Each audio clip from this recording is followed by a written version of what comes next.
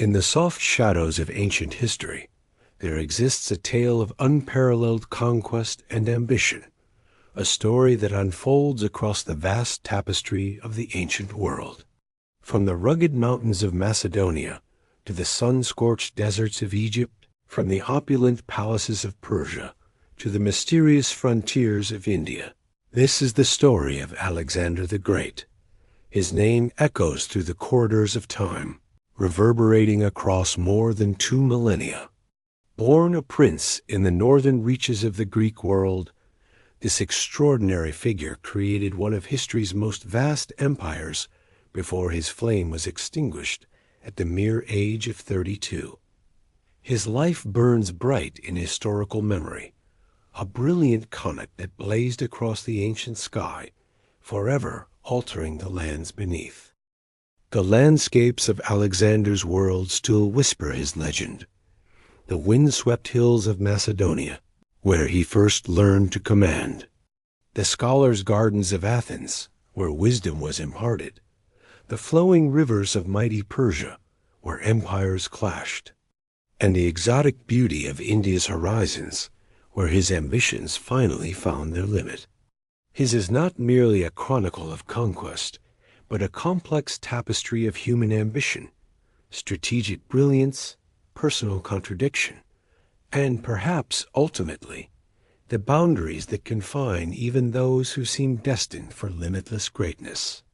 In Alexander's story lies the eternal paradox of human achievement, how one life, however briefly lived, can forever alter the course of civilization. The stage was set in the kingdom of Macedonia, where the ambitious King Philip II had transformed a marginal Greek state into a formidable power. There, amid court intrigue and military innovation, the foundations were being laid for the arrival of history's most legendary conqueror. Historical context of Macedonia. Ancient Macedonia occupied a unique position in the Greek world, neither fully embraced as truly Hellenic, nor entirely dismissed as barbarian. Its rugged terrain and harsh climate forged a people of remarkable resilience, skilled horsemen and warriors who lived on the periphery of the more sophisticated Greek city-states to the south. The Macedonians spoke their own dialect, worshipped similar gods with different rituals, and maintained traditions that seemed rustic to their southern neighbors. This northern kingdom might have remained a footnote in history were it not for the ascension of an extraordinary ruler, Philip II. His path to power began in the most unlikely circumstances. As a young man, Philip was taken hostage to Thebes, one of Greece's leading city-states. What might have been a humiliation became instead a profound education. In Thebes, Philip observed the brilliant military innovations of the Theban general Epaminondas, who had revolutionized warfare with new tactics and formations. Upon returning to Macedonia in the 4th century, Philip found a kingdom in disarray, threatened by hostile neighbors and internal strife. His brother, Perdiccas III, had fallen in battle against the Illyrians, leaving behind an infant heir. Seizing the moment, Philip first acted as regent before claiming the throne for himself. The new king faced rebellious nobles, aggressive tribal neighbors, and Greek city-states eager to exploit Macedonian weakness. What followed was a masterclass in both diplomacy and warfare. Philip reorganized the Macedonian army, transforming it into a professional fighting force, unlike anything the Greek world had seen. At the heart of this revolution was the sarissa, a pike nearly 18 feet long that allowed the Macedonian phalanx to present a deadly wall of spear points extending well beyond the reach of traditional Greek hoplite spears. Philip supplemented this formidable infantry with the finest cavalry in Greece, drawn from the nobility of Macedonia's highlands. This combined arms approach created a military machine capable of dominating any battlefield. Yet Philip was equally adept at statecraft, employing strategic marriages, bribery, and diplomacy to divide his enemies and expand Macedonian influence. The Greece that Philip sought to dominate was far removed from its golden age. The devastating Peloponnesian War had ended Athenian supremacy, while Sparta's subsequent hegemony proved short-lived. The brief Theban ascendancy under Epaminondas collapsed with his death. By Philip's time, the Greek world consisted of exhausted, quarreling city-states, their treasuries depleted, and their populations weary of endless conflict. Looming behind these Greek struggles was the vast Persian Empire to the east. Since Xerxes' failed invasion a century earlier, Persia had remained the dominant power in Asia Minor, occasionally intervening in Greek affairs with its seemingly limitless wealth. Greek mercenaries regularly served the Persian king, and Greek cities in Asia Minor remained under Persian control. The dream of avenging Xerxes' invasion and liberating these Greek cities had persisted for generations, though no Greek state possessed the resources to challenge Persian might. Philip's Macedonia grew stronger year by year. Through a combination of military victories and shrewd alliances, he secured his kingdom's borders and began expanding southward. The conquest of the gold mines at Mount Pangdion provided the wealth to fund his ambitions. One by one, the northern Greek states fell under Macedonian influence or direct control. Athens, once the jewel of Greek civilization, now found itself threatened by Macedonian power. The great orator Demosthenes thundered warnings about Philip's ambitions, delivering his famous Philippics to rouse Athenian resistance. Other voices, like the orator Isocrates, suggested that Philip might be the leader Greece needed to unite against Persia. The decisive moment came at the Battle of Chaeronea, where Philip's forces, including his teenage son Alexander, crushed the combined armies of Athens and Thebes. This victory established Macedonian hegemony over mainland Greece.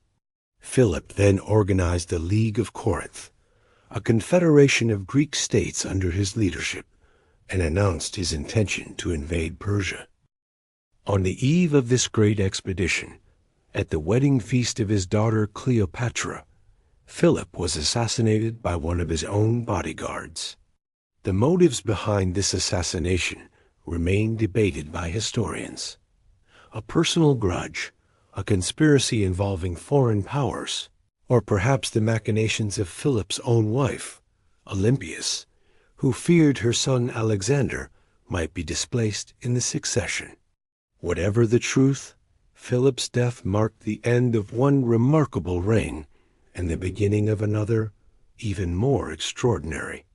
The stage was set for Alexander, barely 20 years old, to inherit both a kingdom at the height of its power and his father's grand ambition to conquer the Persian Empire. The world would never be the same.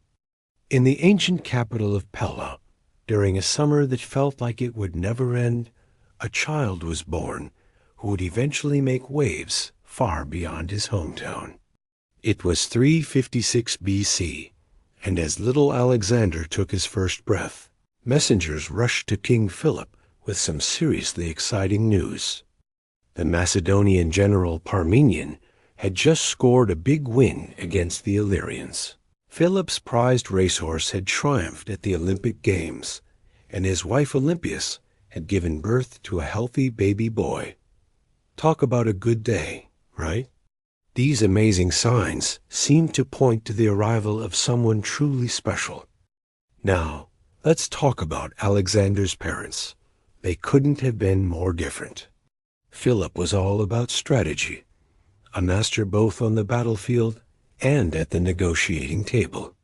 Olympias, on the other hand, came from the wild mountains of Epirus, a princess from a royal line that traced back to the legendary hero Achilles. There were all sorts of wild rumors about her, like how she kept snakes as pets and took part in some pretty mysterious religious rituals. She even hinted that Alexander's real dad was Zeus, the king of the gods.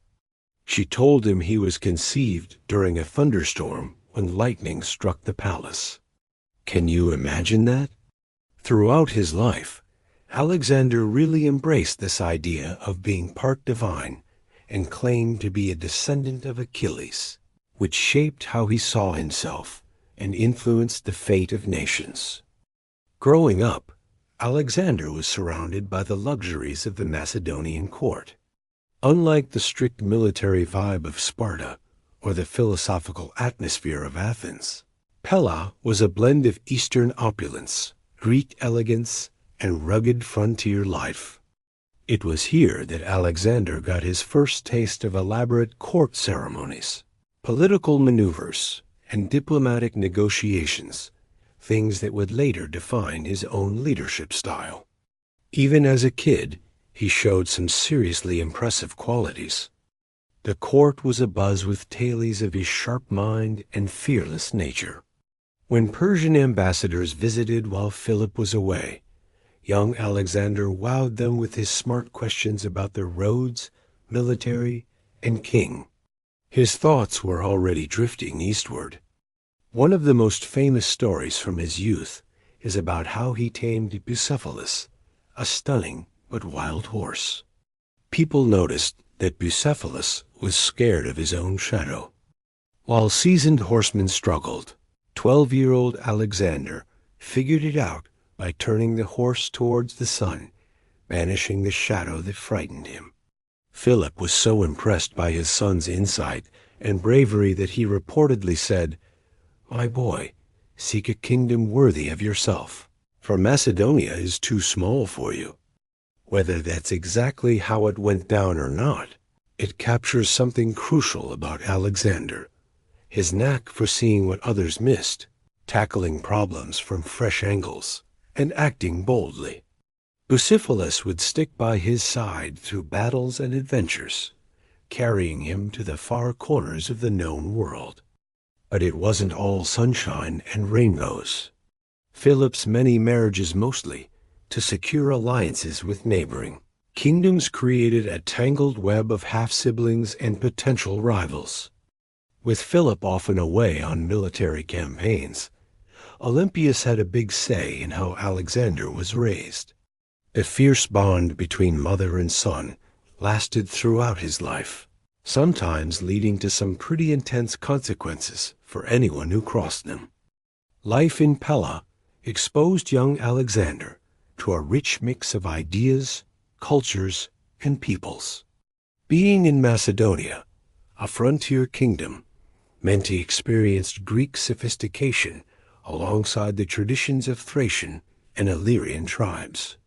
This early exposure to such diversity likely planted the seeds for his later vision of a world where Greeks and non-Greeks could share power and respect. As he hit his teenage years, Alexander had already soaked up the heroic tales from Homer's epics, learned the basics of rhetoric and statecraft, and started training in the art of war. But Philip, recognizing just how bright his son was, wanted to find a teacher who could give him an education fit for a future king. This choice would not only change Alexander's life, but also have a lasting impact on the intellectual history of the world. When the young prince hit his 13th birthday, his dad, Philip, made a pretty bold move for his education. He decided to bring in Aristotle, a former student of Plato and one of the brightest minds in Greece at the time. Aristotle, who was in his 40s, had studied at Plato's academy in Athens, but had his own unique way of looking at the world, whether it was about the universe, politics, ethics, or nature. Philip set up a special school at Mysa, a beautiful spot dedicated to the nymphs, with shady paths and bubbling springs. It was the perfect getaway from the hustle and bustle of court life. Here, the young Macedonian and a handful of noble buddies would dive into an education like no other. Some of these pals, like Hephaestion, Ptolemy, Cassander, and Nearchus, would go on to become key players in his empire-building adventures. Under the shade of the plane trees at Mysa, Aristotle opened up the world to his students. His interests were all over the place, covering everything from biology and astronomy to poetry and political theory. He taught the prince how to observe nature closely, break down arguments logically, and appreciate the beauty of a well-written poem.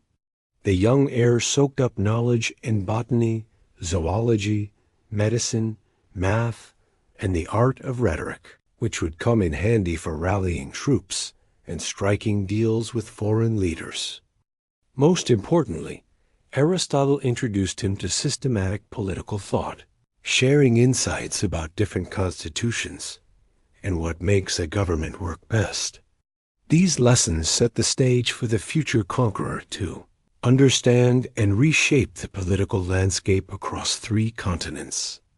The young prince was particularly drawn to literature, especially Homer's Iliad. This epic poem, filled with stories of heroism and glory on the battlefield, completely captured his imagination. Aristotle even prepared a special annotated copy for him, which the prince carried with him on all his campaigns, keeping it under his pillow alongside his dagger. From Achilles, who he believed was his ancestor, he drew inspiration for living a bold life, even if it was short. While he was diving into Aristotle's teachings, Philip's son didn't neglect his physical training. A Macedonian prince had to be just as skilled in combat as he was in conversation. He excelled in wrestling, running, and riding horses, building the physical strength that would later allow him to fight, right alongside his men in battle, a leadership style that earned him fierce loyalty. The bond between Aristotle and his royal student was pretty complex. The philosopher instilled in him a love for Greek culture and a belief in Greek superiority over non-Greeks, whom Aristotle saw as natural slaves. But as time went on, the young prince developed a more inclusive vision, bringing Persians and other conquered peoples into his administration, a move that later caused some friction with his Macedonian veterans. Aristotle's influence didn't just stop at politics and ethics. It also sparked the prince's lifelong curiosity about the natural world. During his later campaigns, he would send back unknown plants and animals to his old teacher, contributing to the early stages of natural history. This side of his conquests often gets overshadowed by his military feats, but it's a significant part of his legacy. After about 3 years at Mysa, the formal education with Aristotle wrapped up. The 16-year-old heir returned to Pella, armed with some of the sharpest ideas of his time. While he sometimes pushed back against Aristotle's more narrow views, the philosophical training he received gave him crucial tools for his ambitious plans of empire building and cultural blending. The seeds planted at Mysa would flourish throughout his brief but impactful life.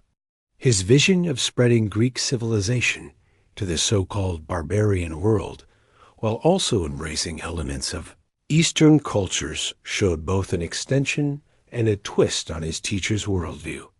Plus, his habit of bringing scientists, historians, and philosophers along on his campaigns highlighted how much he valued knowledge alongside conquest. This future king was shaped by some incredible influences. A dad who changed the game in warfare, a mom who claimed divine ties, and a teacher who organized human knowledge. Soon enough, though, events would push this young man from the world of learning into the intense arena of power and war. The journey from student to warrior prince happened in the blink of an eye. At just 16, while still soaking up Aristotle's wisdom, he got his first taste of leading on his own. His dad, Philip, was off fighting the Byzantines and trusted him to run Macedonia while he was away. That was a huge vote of confidence in the young prince's skills. And guess what? He didn't let anyone down. When the Mede, a Thracian tribe, decided to rebel against Macedonian rule, he jumped into action. He gathered a crew of seasoned soldiers and young nobles and marched right into the fray. Mixing his dad's clever tactics with his own daring instincts, he faced the Mede head-on. They probably expected a hesitant leader, but instead, they met a determined young commander who not only crushed the rebellion, but also founded a new city, Alexandropolis, on their land. This was just the beginning of some epic campaigns ahead. Fast forward 2 years, and the defining battle of Philip's reign was upon them, Chaeronea. Here, the Macedonian forces were up against the combined armies of Athens and Thebes. It was a massive deal, and the young warrior was about to step up in a big way. Philip handed his 18-year-old son command of the left wing, which included the elite companion cavalry. That was a serious responsibility. As the battle kicked off, the prince spotted a golden opportunity. He noticed a gap in the Theban lines as they charged forward and led his cavalry in a game-changing charge. They broke through the sacred band, Thebes' top-notch force of 300 warriors who had never been beaten before. That bold move was key to the Macedonian victory, solidifying Philip's power over southern Greece. The young commander didn't just show guts, he displayed sharp tactical smarts. He had taken his father's military lessons to heart, while adding his own fearless flair. Philip, always the strategist, knew how to blend careful planning with quick thinking, and his son was already showing signs of the bold, risk-taking style that would define his future campaigns. After the victory at Chaeronea, things got a bit rocky between father and son. Philip's latest marriage to a Macedonian noblewoman, Cleopatra Eurydice, stirred up some personal and political drama. At the wedding feast, Cleopatra's uncle, Attalus, made a toast hoping for a legitimate heir to the throne. That was a jab at Olympias's son, implying he was somehow illegitimate because of his foreign mother. The prince was furious and threw his drinking cup at Attalus, leading to a confrontation where Philip almost drew his sword against his own son. Luckily, the king stumbled and fell before things got out of hand, but the damage was done. The young heir, taking his mother with him, fled to Epirus, Olympias' homeland. Thankfully, the exile didn't last long. They found a way to patch things up through some diplomatic channels, and he returned to court. But let's be real. The tension and distrust were still hanging in the air. Philip then sent his son on a diplomatic mission to Athens, where the young negotiator surprised everyone with his skills, especially since they had just fought against Macedonia.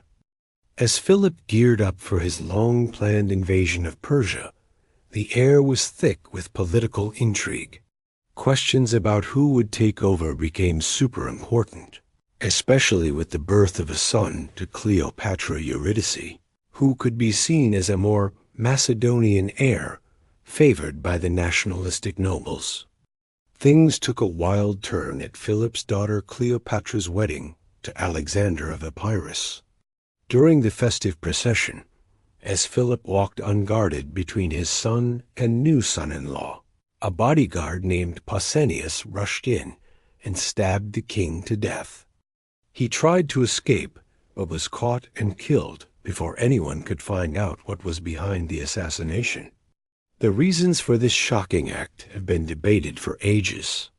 Some ancient sources say Pausanias acted out of personal revenge after feeling slighted by Attalus, who Philip didn't punish.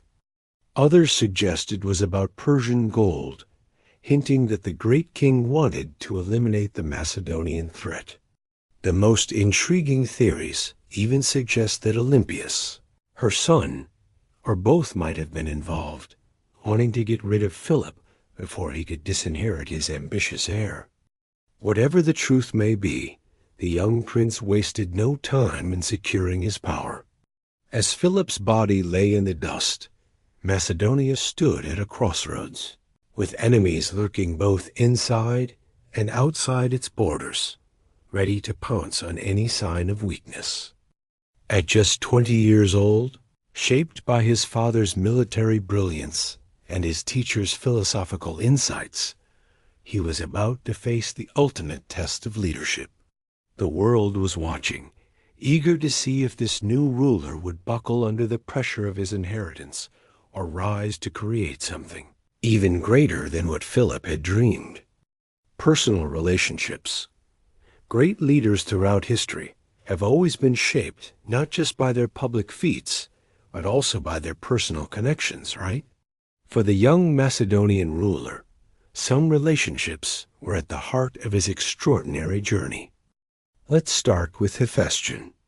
Their bond was something else, lasting from childhood to the end of their days. They met as students under Aristotle in Mysa, where their friendship blossomed through deep conversations and athletic challenges. Hephaestion was tall, good-looking, and super smart, becoming Alexander's closest confidant, the one person he could really let his guard down around. Ancient writers like Arrian and Plutarch even compared their friendship to that of Achilles and Patroclus from Homer's Iliad, which is pretty high praise for a guy who looked up to that legendary warrior. The exact nature of their relationship has sparked debates for centuries, but what's key here is how much it influenced Alexander's life. Hephaestion wasn't just a friend. He was like Alexander's other half, a trusted general, a diplomat, and an emotional anchor for a king who often felt isolated. Unlike others who might challenge Alexander's decisions, Hephaestion was all in, fully supporting his friend's vision. When someone mistook him for Alexander, he famously said, "You are Alexander. I am Hephaestion," showing their close bond and his role in their shared story. This loyalty was invaluable in a world filled with jealousy and political games. Next up in emotional importance was Olympias, Alexander's mother. Their relationship was intense and sometimes rocky, but it was foundational for the prince's identity. Olympias was a force of nature, instilling in her son a belief in his extraordinary destiny and fueling the ambition that would drive him across continents. Fiercely protective and politically savvy, she was a power player in her own right within the Macedonian court. While Alexander was off conquering, she held down the fort back home, sometimes clashing with Antipater, the general left in charge. Her letters, packed with court gossip and motherly advice, kept Alexander connected to home, even as he ventured into the unknown. But there was a darker side to her devotion. She could be ruthless toward anyone she saw as a threat to her son. After Philip's last wife, Cleopatra Eurydice, had a baby who could rival Alexander, Olympias reportedly arranged for both mother and child to be killed after Philip's assassination. While Alexander might not have approved of these brutal acts, he certainly benefited from his mother's ruthless elimination of potential rivals. In the inner circle, Ptolemy held a special place. He was a bit older than Alexander and might have even been his half-brother. Ptolemy combined loyalty with a strong sense of independence. He was a capable commander and a sharp political thinker, keeping detailed journals during the campaigns that later became valuable historical sources. After Alexander's death, Ptolemy went on to rule Egypt, founding a dynasty that lasted until Cleopatra, the 2nd centuries later. Then there was Craterus, known as the king's friend. He represented the traditional Macedonian values, and was beloved by the soldiers for his straightforwardness and fighting skills. Craterus was a crucial link between Alexander and his sometimes restless troops, and the king trusted him with important commands, recognizing his tactical smarts and leadership abilities. Perdiccas started as just one of many noble companions, but rose through loyalty and skill to become one of Alexander's most trusted generals. By the later stages of the campaign, he was the commander of the companion cavalry. When the dying king handed his royal signet ring to Perdiccas, it was seen as a sign that he was choosing him as regent, a decision that would have huge consequences for the empire's future. Bagoas was another intriguing figure. This Persian eunuch, known for his stunning beauty, entered Alexander's circle after the conquest of Persia. Ancient sources suggest he became quite close to Alexander, representing perhaps a shift towards embracing Persian customs and cultural blending. During a festival at Opis, Alexander publicly kissed Bagoas after he won a dance competition, showing both affection and a cultural openness that shocked many traditional Macedonians. Not every relationship was smooth sailing, though. Parmenion, Philip's most trusted general, embodied an older generation of Macedonian leadership. While he was loyal and experienced, he often advised caution when Alexander preferred to be bold. This tension reached a tragic end when Parmenian's son Philotas was implicated in a conspiracy. Both father and son paid with their lives, revealing a darker side of Alexander's character. Cletus the Black, who once saved Alexander's life at the Granicus River, met a tragic fate at the king's hand during a drunken argument. This incident highlighted the dangerous volatility that could erupt from Alexander, especially when his self-image or divine pretensions were challenged. These personal connections, from Hephaestion's steadfast loyalty to Olympia's complex maternal influence and the heartbreak of lost friendships, offer essential context for understanding Alexander's decisions, motivations, and emotional growth throughout his remarkable career. Behind all the conquests and glory stood a man shaped, like all of us, by the people he loved, trusted, and sometimes betrayed. The rise to power. So picture this. After Philip gets assassinated, chaos erupts in the palace at Aegea. But guess who's quick on the draw? That's right, the 20-year-old prince. He moves fast and smart to grab hold of his new role. Within hours, he's got his loyal buddies rallied, addressing the army as their new leader, and rounding up anyone who might pose a threat to his throne. It was a wild time, and he had to act decisively. Macedonia was surrounded by trouble-restless Greek city-states to the south, tribal kingdoms to the north and west, and some folks at home who might want a different ruler. With Philip gone, there was a dangerous power vacuum, and the young heir filled it before anyone else could even think about opposing him. His first challenge? His cousin Amyntas, who had a solid claim to the throne since he was Philip's brother's son. But guess what? The new king wasn't having it. He ordered Amyntas's execution, along with any other relatives who could stir up trouble. It might sound ruthless, but this showed the young monarch's pragmatic side. He was ready to do whatever it took to keep his power. At the same time, he knew he needed to make nice with the influential nobles who were loyal to his father. He kept Antipater and Parmenion in their roles, recognizing that their experience and the respect they commanded from the army were crucial.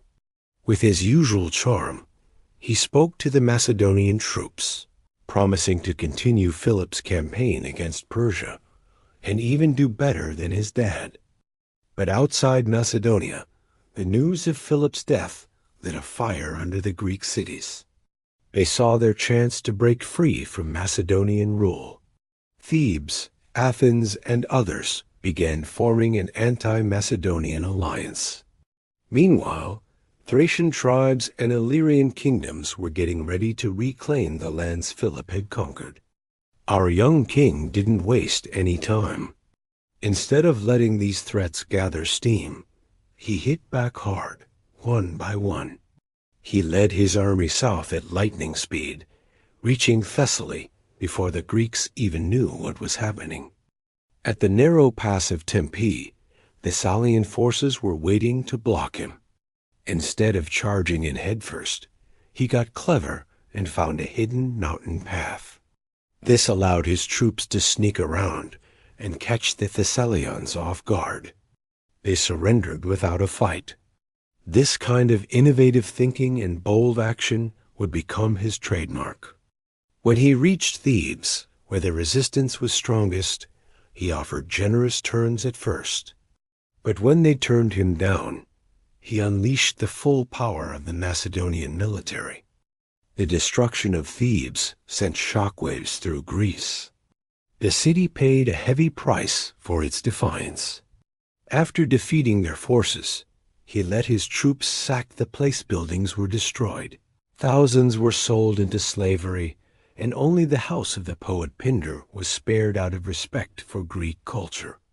This brutal show of force was a clear warning to other Greek states thinking about rebellion. Athens, which had been vocal against Macedonia, quickly sent ambassadors to offer their submission. With Greece under control through a mix of rapid warfare and strategic intimidation, the young ruler turned his attention north to secure his borders before heading off to take on Persia. In just 10 days, he defeated multiple tribal armies, marching through rugged terrain that his enemies thought was impossible. His knack for achieving the seemingly impossible made him feel invincible, and that demoralized his foes before the battles even began. Once he had secured Macedonia's borders, he worked to solidify his authority by balancing conciliation and intimidation. He convened the Corinthian League, the alliance of Greek states his father had set up, and had himself confirmed as its leader, with the power to wage war against Persia.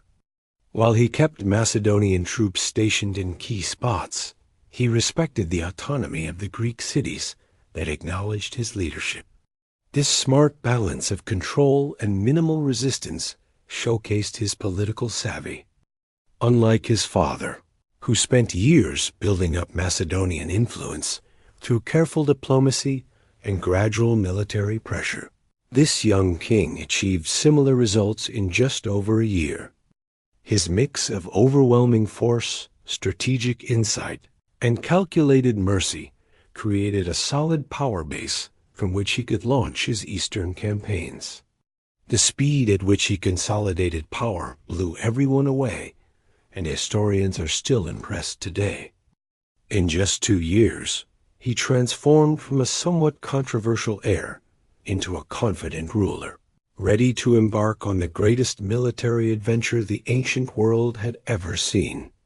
His father's plan to invade Persia, initially meant to be a limited campaign to free Greek cities in Asia Minor, was about to become something way bigger in the hands of this ambitious young man. As spring rolled in, preparations kicked off for crossing the Hellespont with an army of around 40,000 infantry and 5,000 cavalry. Before he left, he shared nearly all the royal lands and revenues with his friends and generals. When asked what he was keeping for himself, he simply said, "Hope." This move, mixing practical politics with a bit of flair, perfectly captured the spirit of the monarch who was now standing on the brink of a massive adventure into the vast, mysterious empire to the east. The heir to Macedonia didn't just inherit a kingdom and an army. He got a game-changing way to fight wars. What set the Macedonian military apart, and what would be fine-tuned under new leadership, was its mix of specialized units working together in a well-coordinated way. Unlike the part-time warriors of Greek city-states, Philip built a professional army that trained year-round with specialized gear. At the heart of this system was the Macedonian phalanx, a formation of infantry wielding the intimidating sarissa, a pike that stretched between 16 and 18 feet long. These weapons were nearly 3 times longer than the traditional Greek hoplite spear, creating a deadly wall of points that few could get through. Soldiers trained hard to maneuver these tricky weapons together, forming a bristling barrier that could advance, pivot, or hold their ground with impressive precision. The young commander knew the phalanx had serious strengths, but also some weaknesses. While it was tough to break through from the front, it lacked flexibility and could be vulnerable if it lost its cohesion or if its sides were exposed. Instead of relying only on the phalanx's brute force, as Greek warfare usually did, it was used as an anvil for more mobile forces to hammer enemies. Those mobile forces revolved around the companion cavalry, an elite unit of Macedonian nobles led by the king himself in battle. Riding without stirrups, which hadn't been invented yet, these horsemen carried shorter lances than modern cavalry and fought in a wedge, formation designed to break through enemy lines. Their tactics were all about explosive charges at key moments, often aiming for the enemy commanders. In between the heavy phalanx and the fast cavalry were the hypaspists, elite infantry armed with shorter spears and more agile formations. These troops could protect the phalanx's vulnerable sides and take advantage of gaps created by cavalry charges. This middle layer added crucial flexibility to the Macedonian system, connecting heavy infantry with mounted forces. Adding to this core setup were specialized units from across the Hellenic world and beyond: Cretan archers, Thracian javelin throwers, Agrianian light infantry from the northern mountains, and Greek allied cavalry.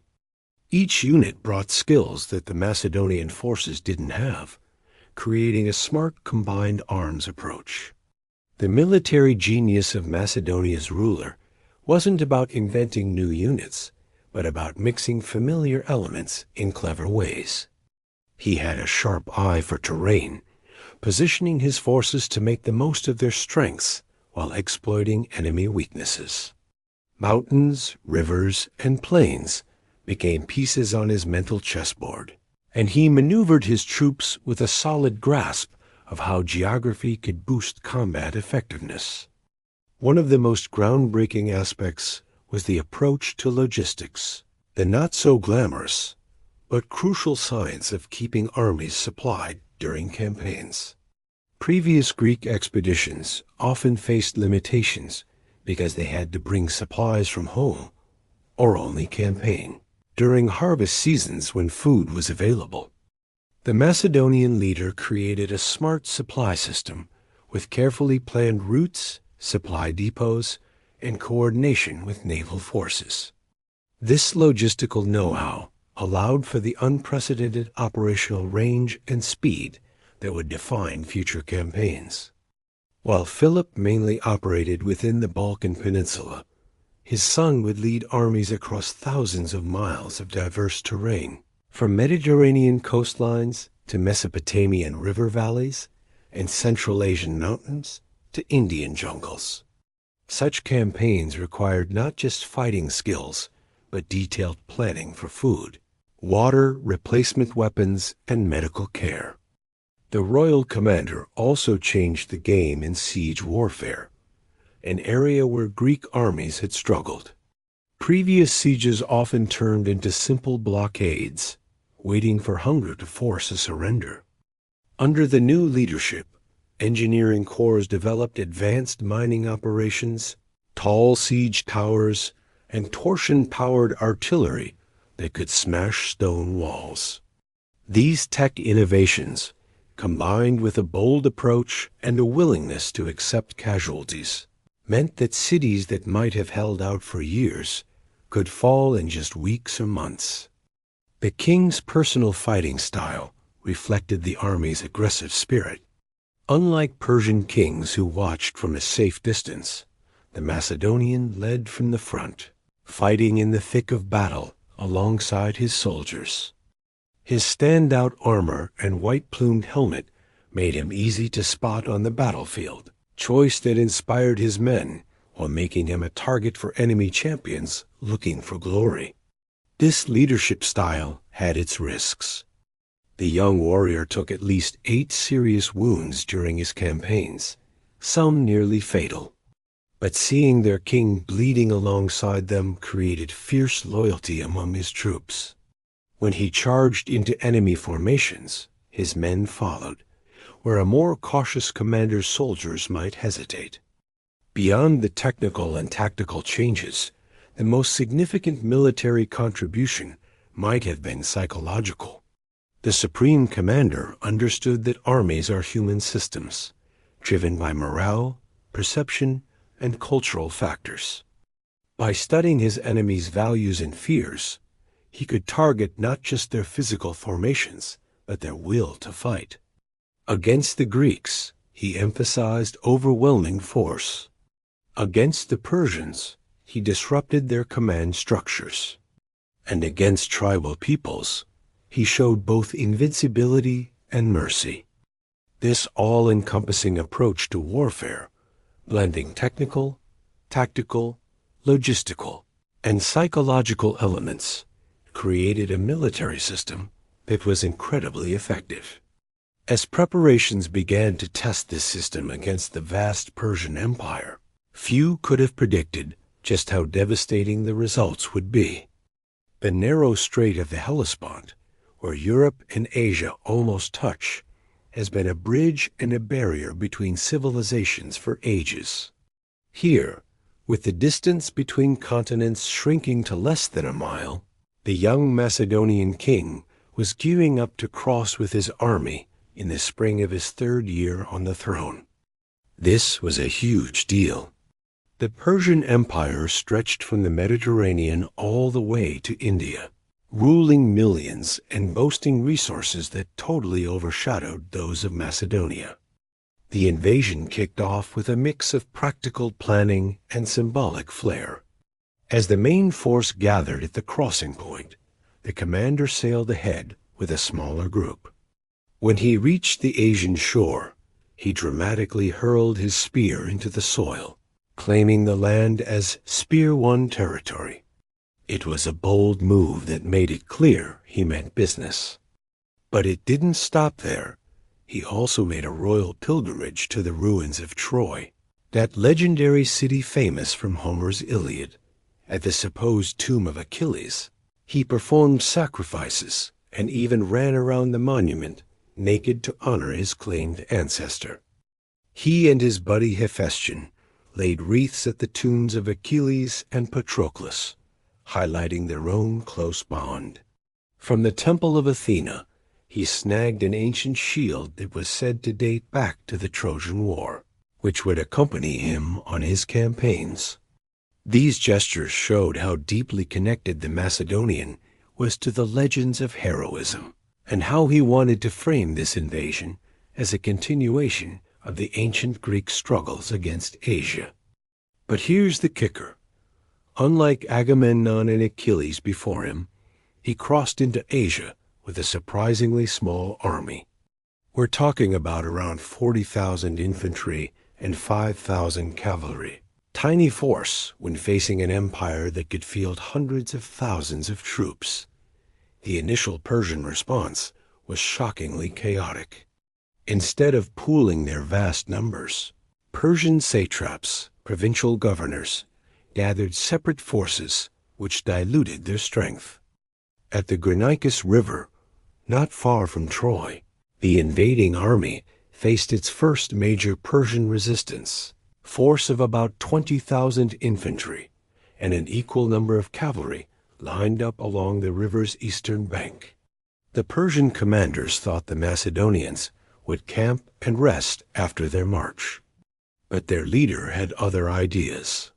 He ordered an immediate crossing toward evening, even though his senior general Parmenion suggested waiting until morning. The king insisted on acting right away, famously saying that the Hellespont would blush with shame if they crossed it only to fear a minor river. The battle unfolded in stages. Macedonian light troops crossed first, luring the Persian cavalry down to the riverbank. Then, the royal commander led his companion cavalry across at an angle, hitting the Persian left flank, while the Macedonian phalanx engaged the center. The battle's turning point came in fierce hand-to-hand combat among the generals. The bold Macedonian targeted the Persian commanders, knowing their armies relied heavily on strong leadership. During this intense melee, the king nearly lost his life when Spithridates, a Persian noble, raised his sword to strike him from behind. Luckily, Cletus the Black, one of the Macedonian officers, severed the Persian's arm with a desperate swing, saving the king's life, a deed that would have tragic consequences years later.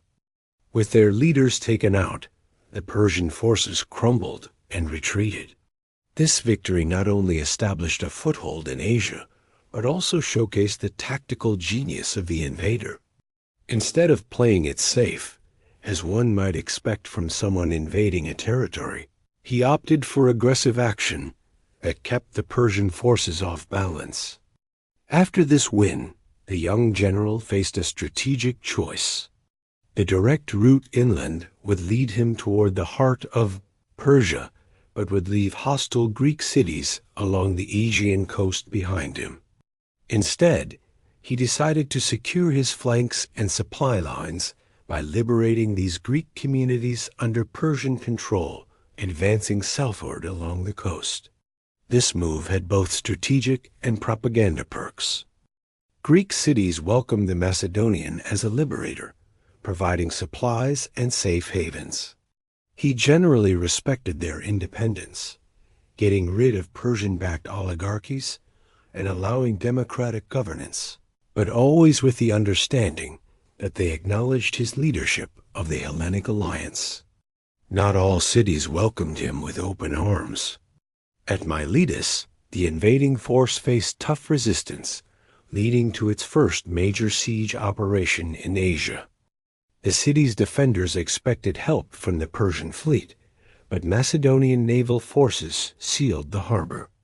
After the artillery breached the walls, generous terms were offered to the Greek defenders, while non-Greek populations were sold into slavery, a pattern that showed how the campaign was presented as a Hellenic crusade.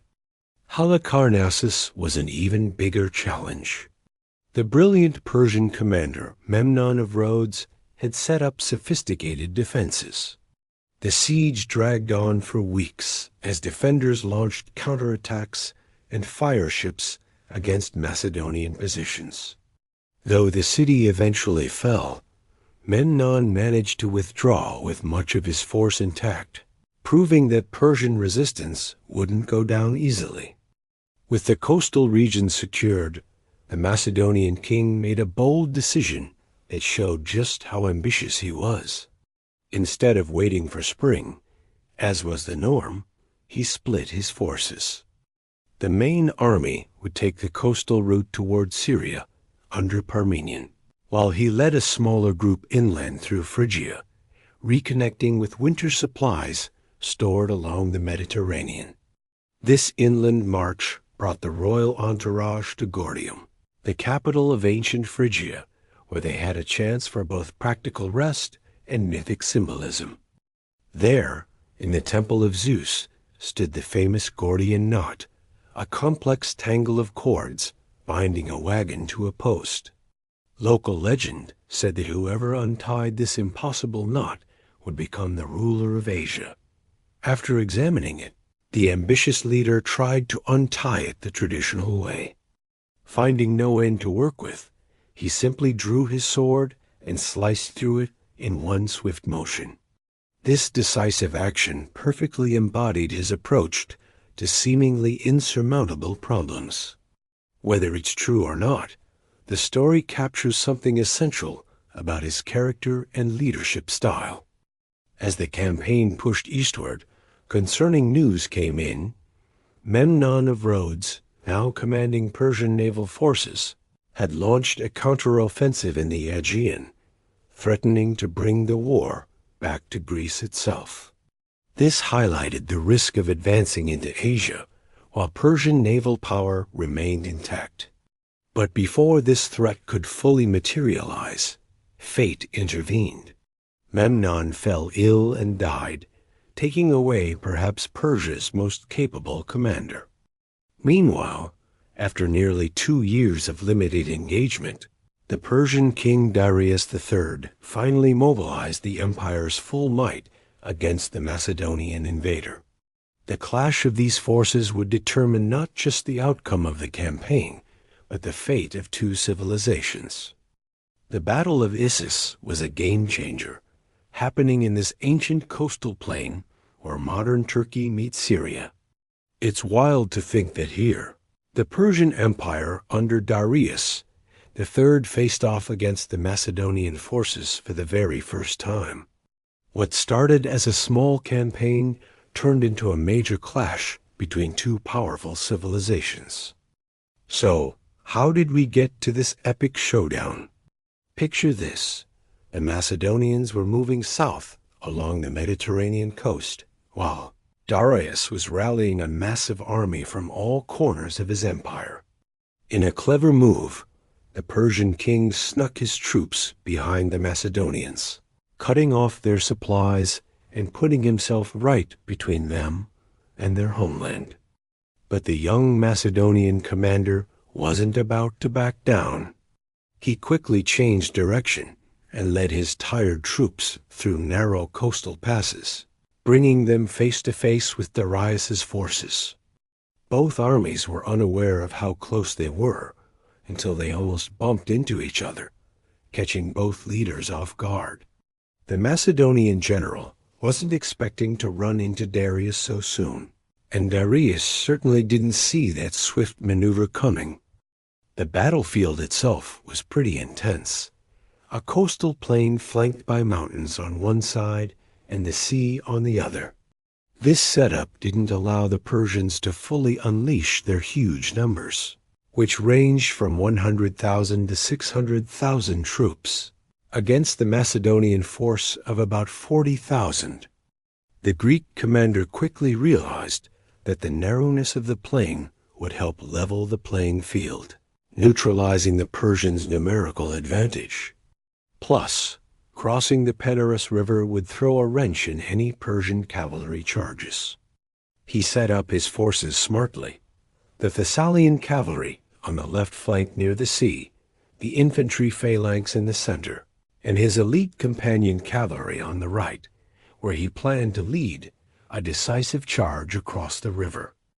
Darius, on the other hand, set himself up in classic Persian style, right in the center of his troops, surrounded by his elite guards and family. Decked out in royal regalia on a fancy chariot, he was both a rallying point for his troops and a prime target for the Macedonian charge. The battle kicked off with some light skirmishing as both sides tested each other's positions. Then, in a classic move, the Macedonian king led his right wing in a clever advance, pulling Persian forces toward him and creating gaps in their line. As the phalanx engaged the Persian infantry across the river, the Macedonian leader seized a key moment, charging his companion cavalry straight at Darius. This was the essence of the Macedonian strategy. Hit the enemy where it hurts most their command structure. The Persian troops fought fiercely to protect their king, and the fighting around Darius's chariot turned desperate as the cavalry pressed in. With javelins flying toward him, Darius faced a tough choice. The great king of Persia, ruler over vast lands and millions, turned his chariot and fled the battlefield. This moment, whether driven by a desire to protect himself or just plain fear, changed everything. What could have been a tough but manageable defeat for the Persians turned into a chaotic rout as they saw their king running away. The Persian left and center fell into disarray, retreating in panic, while their Greek mercenaries on the right fought valiantly but suffered heavy losses before breaking off. In the Persian camp, the Macedonian forces stumbled upon treasures beyond imagination: gold, fine fabrics, and exotic luxuries that dazzled soldiers used to a more modest lifestyle. But the real kicker? They captured Darius's family, his mother, wife, and kids. Instead of treating them like typical captives, Alexander showed them respect. He even visited their tent to reassure the Persian queen mother that her son was still alive. When Sisigambis mistakenly bowed to Hephaestion, thinking he was the king, Alexander simply said, "You weren't wrong, mother. He's also Alexander." This kind of respect stood in stark contrast to the usual brutality of ancient warfare. Beyond the immediate military impact, the Battle of Issus marked a huge psychological shift. The once mighty Persian image of invincibility crumbled as their king fled before the Macedonian charge. For the victorious Macedonian troops, this win solidified their belief that their young leader had almost superhuman abilities. The captured Persian treasury, rumored to be around 80,000 talents, gave them the resources to keep the campaign going for a long time. For Darius, this defeat forced a complete rethink of his strategy. Losing his family, a huge chunk of his treasury, and a lot of prestige was a heavy blow. He retreated to Babylon to gather fresh forces, sending letters offering a hefty ransom for his family, giving up all lands west of the Euphrates, and proposing his daughter's hand in marriage. But Alexander wasn't having it. He shot back that Darius was offering land he no longer controlled. If Darius wanted peace, the message was clear. He needed to come in person and ask as a subject approaching his new king. This exchange showed just how much the power dynamic had shifted. Alexander wasn't just leading a campaign against Persia anymore. After Issus, he was eyeing the complete conquest of the Persian Empire, ready to take on Darius's role as the great king of Asia. The journey from Issus didn't lead Alexander back to Greece. Instead, it took him deeper into Persian territory. Now he faced a big decision. Should he chase Darius straight into the heart of the empire, or secure the Mediterranean coastline to cut off Persian naval power? Choosing to secure his flanks before heading inland would set the stage for one of the most incredible sieges in ancient history. The ancient city of Tyre was like a fortress standing in Alexander's way. It was on an island half a mile from the shore, with walls towering 150 feet above the water and a powerful navy defending it. Tyre had withstood many sieges over the years, and its citizens were pretty confident in their defenses. They turned down Alexander's initial diplomatic offers, giving him the cold shoulder when he asked them to make sacrifices at the temple of Melkart, whom the Greeks called Heracles. Sure, Alexander could have ignored this stubborn city, but leaving Tyre unconquered could let the Persians use it as a naval base right behind his advancing army. Plus, letting such a stronghold stand would mess with the reputation he'd built since stepping into Asia.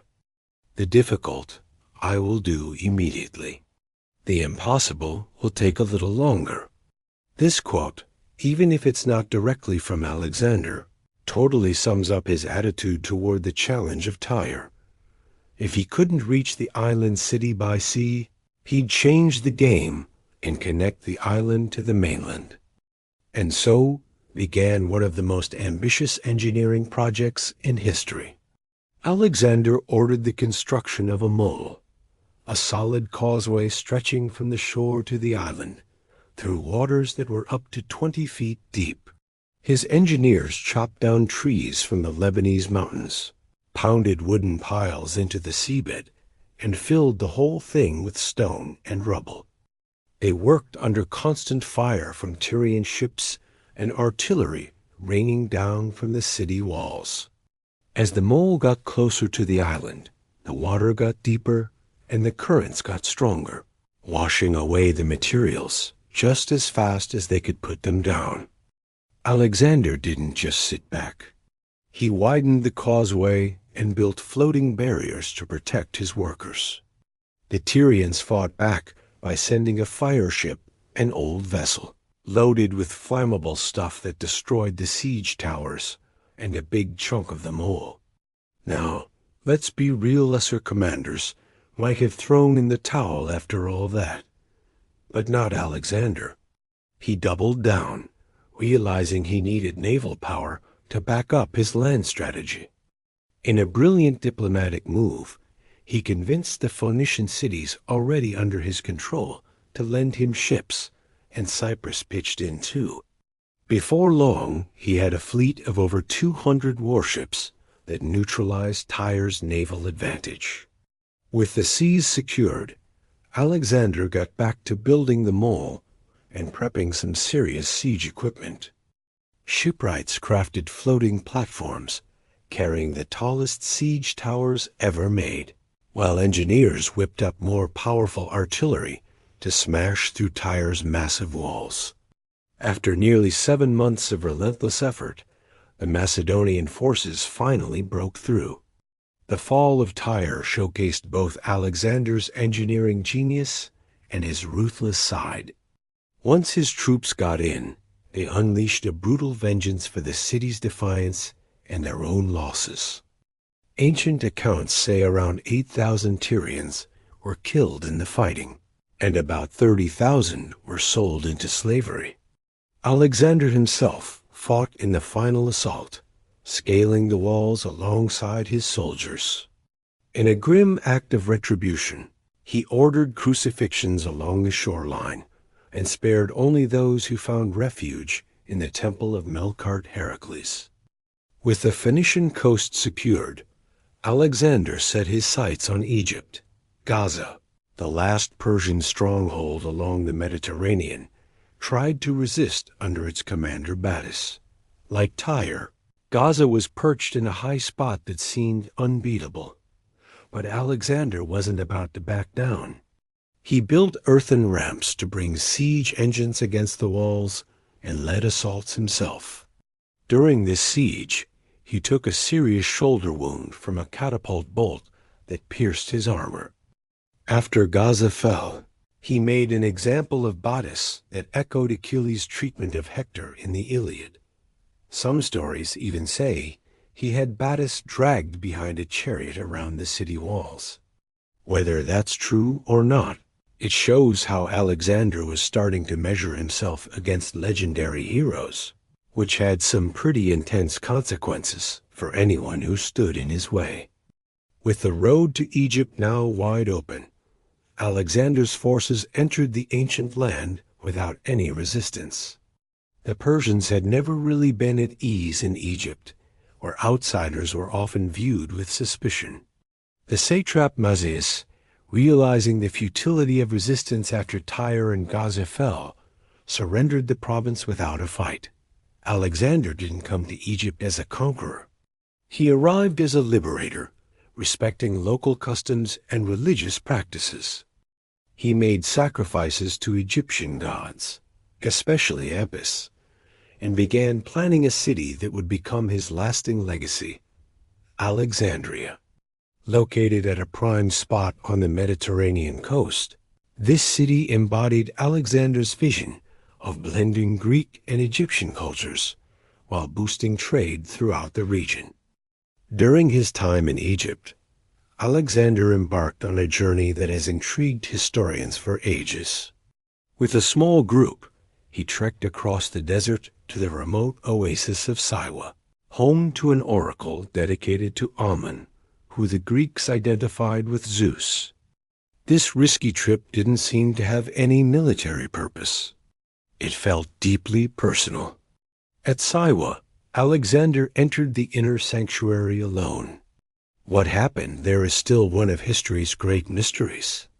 According to later accounts, the oracle called him the son of Amun-Zeus and foretold his unmatched success. Alexander came out of that experience changed, never revealing exactly what was said, but increasingly open to the idea of his own divinity. This visit marked a turning point in how he saw himself. Earlier, he claimed descent from Heracles and Achilles through his Macedonian lineage, but after Siwa, he seemed to lean into the idea of direct divine parentage. This idea, unsettling for traditional Macedonians, fit right in with Egyptian views of pharaohs and Persian beliefs in divinely sanctioned kingship. In Egypt, Alexander showed off his sharp administrative skills alongside his military prowess. Instead of stuffing Macedonian officials into every corner of the province, he set up a system of shared authority. A Macedonian commander took charge of military matters, while local Egyptians handled civil administration and religious affairs. This approach respected local traditions while keeping Macedonian control, and it became a model for governance throughout his growing empire. After sorting out Egypt's administration and kick-starting Alexandria's construction, Alexander turned his focus back to the heart of the Persian Empire. Darius had used the time Alexander spent on the coast to gather fresh armies from the eastern provinces.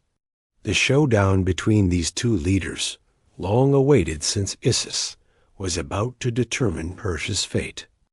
The Battle of Gaugamela. The vast plains near the ancient city of Gaugamela, in what is now northern Iraq, became the stage for history's most decisive clash of civilizations. Here, in the late autumn, nearly 4 years into his campaign, the Macedonian king would face Darius III's last, greatest effort to preserve the Persian Empire. Unlike previous encounters, the Persian ruler had chosen the battlefield carefully and prepared it meticulously to maximize his advantages. The disparity in forces remained enormous. Ancient sources suggest Darius had assembled between 200,000 and 1 million troops, including contingents from the furthest reaches of his domain, Bactrians and Sogdians from Central Asia, Indians from the eastern provinces, Scythian horsemen from the steppes. Most significantly, he had gathered the largest cavalry force ever seen, supplemented by scythed chariots designed to break infantry formations and 15 war elephants brought from India. Against this host, the invading general commanded approximately 40,000 infantry and 7,000 cavalry. Though his army had incorporated some Asian troops during the campaign, it remained predominantly Macedonian and Greek. The looming confrontation pitted not merely armies against each other, but fundamentally different military systems and philosophies of warfare. The young conqueror approached the coming battle with characteristic thoroughness. For days, his scouts studied the terrain while he interrogated local inhabitants about Persian preparations. Learning that Darius had ordered the ground leveled to facilitate chariot operations, the Macedonian commander recognized the need for innovative countertactics rather than his usual direct assault. On the night before battle, the commander's behavior displayed his complex psychology. While Persian campfires made the plain look like a sea of flame, he slept soundly. When Parmenion, anxious about the overwhelming enemy numbers, suggested a night attack, the response was a refusal, stating he would not steal his victory. This reflected both supreme confidence and a conception of warfare as a stage for personal glory, not merely a means to political ends. Dawn revealed the full spectacle of Darius's assembled might. The Persian center featured the immortals, elite infantry who served as the empire's core fighting force, flanked by contingents from across the empire, with powerful cavalry wings extending on both sides. Chariots were positioned at the front, ready to charge, while Darius himself again commanded from the center, surrounded by his kinsmen and royal guard. The Macedonian forces were deployed in a more complex arrangement than at Issus. A phalanx formed the center, while the left wing under Parmenion consisted primarily of Thessalian cavalry, tasked with holding against the Persian right. On his own right wing, the king positioned his companion cavalry in an oblique formation, with additional infantry units arranged in depth to protect against flank attacks. Most innovatively, he created a second line of infantry behind the main formation, reserve that could face about if the Persians attempted to envelop the Macedonian army.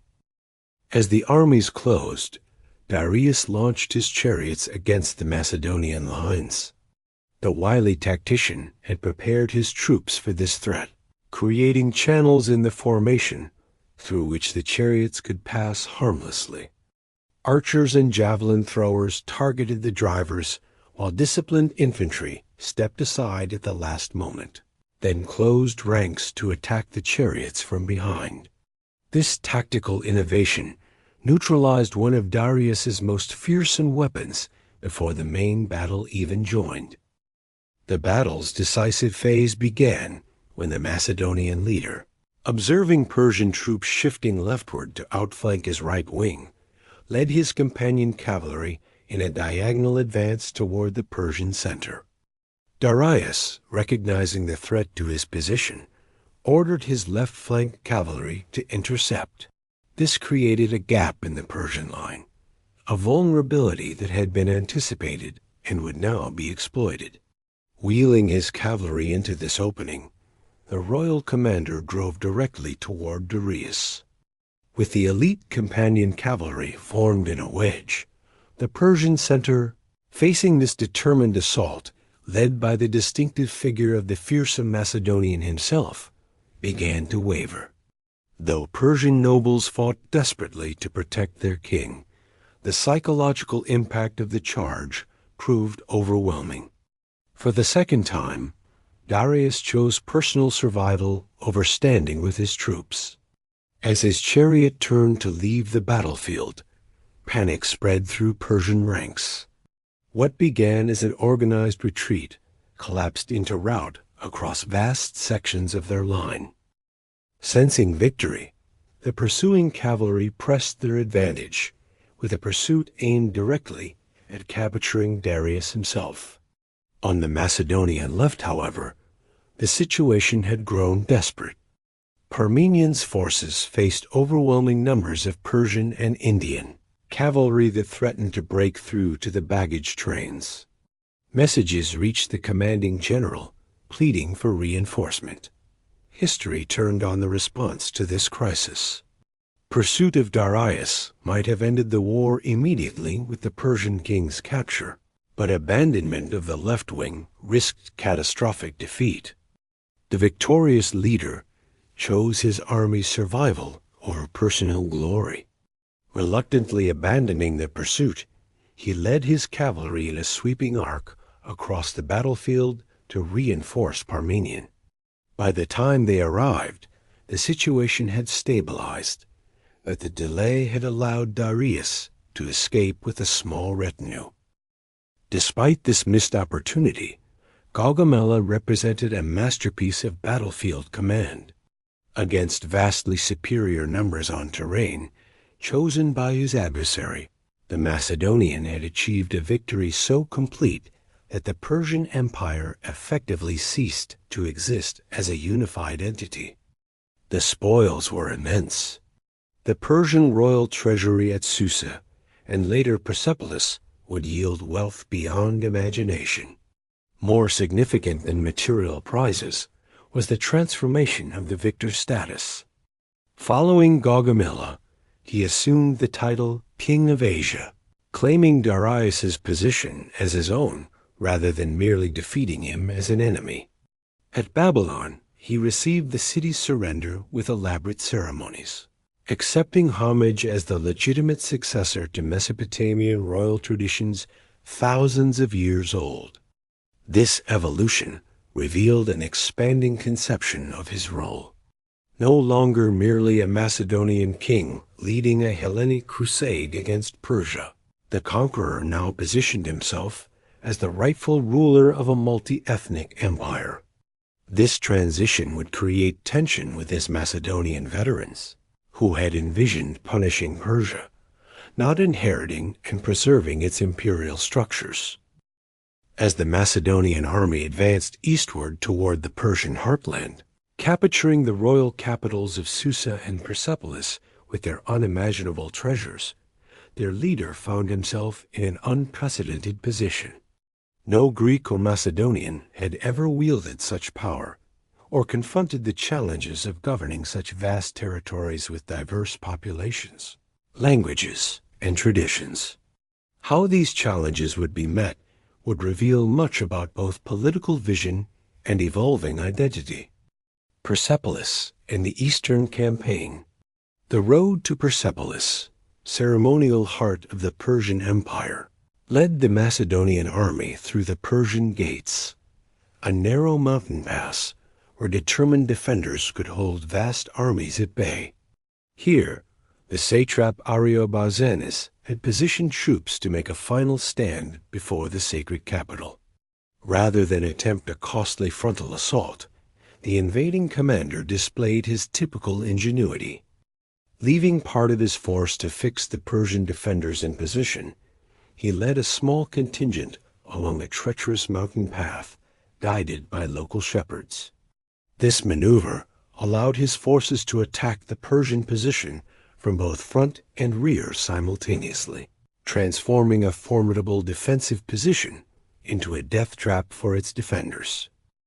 Persepolis itself surrendered without resistance, yielding treasures that dwarfed even the riches of Babylon and Susa. The royal palace complex, built over generations by Darius I, Xerxes, and their successors, stood as the ultimate symbol of Persian imperial might. Here rested the accumulated wealth of 2 centuries of Persian dominance: gold, silver, precious gems, and priceless works of art from across the known world.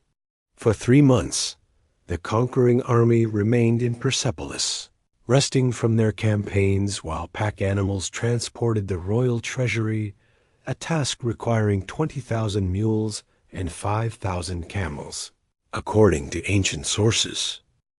During this interlude, the contradictions in the young king's position became increasingly apparent. To Persians, he presented himself as the legitimate successor to Darius, upholding imperial continuity. To his Macedonians, he remained the avenger of Greece, punishing Persian aggression dating back to Xerxes' invasion a century and a half earlier. This tension culminated in one of history's most spectacular acts of destruction. After a night of drinking and revelry, the victorious ruler and his companions set fire to the ceremonial palaces of Persepolis. Ancient sources offer conflicting explanations. A calculated political statement symbolizing the end of Persian power, an act of vengeance for Xerxes' burning of Athens, or the impulsive suggestion of an Athenian courtesan named Tai. Whatever the motivation, the flames that consumed these architectural masterpieces marked a point of no return. The conqueror could no longer claim to be merely punishing Persia. He had now assumed responsibility for its future. While the palaces still smoldered, news arrived that Darius had retreated eastward toward Ecbatana with the remnants of his forces. The Macedonian commander immediately resumed pursuit, driving his army at a punishing pace across the Iranian plateau. Near the Caspian Gates, he learned that Bessus, satrap of Bactria and a relative of Darius, had placed the Persian king under arrest. Assuming authority as his forces disintegrated, This treachery transformed the nature of the pursuit. No longer chasing an enemy monarch, the Macedonian general now positioned himself as the legitimate defender of Persian royal authority against usurpers. Pushing his elite units to the limits of human endurance, the relentless pursuer closed the distance to Darius's captives.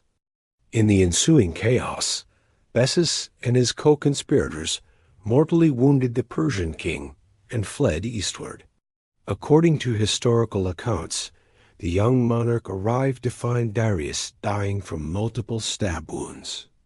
In a moment of poignant symbolism, he covered the fallen emperor with his own cloak in a gesture of respect.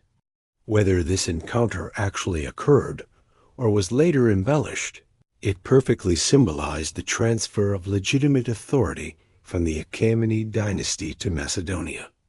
The victor now presented himself not as Darius's conqueror, but as his rightful successor and avenger.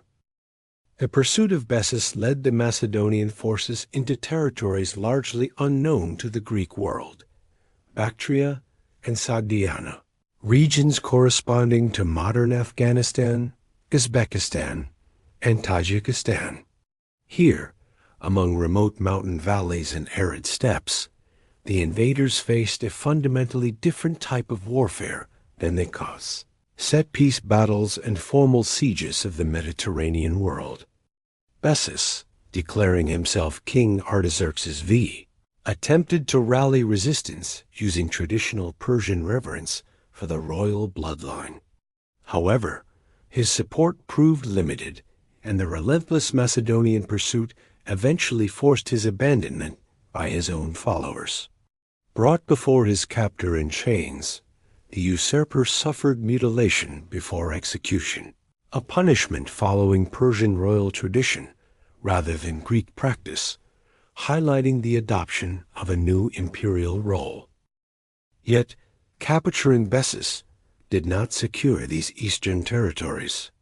Unlike the centralized Persian provinces to the west, Bactria and Sogdiana consisted of fiercely independent regions dominated by local aristocracy.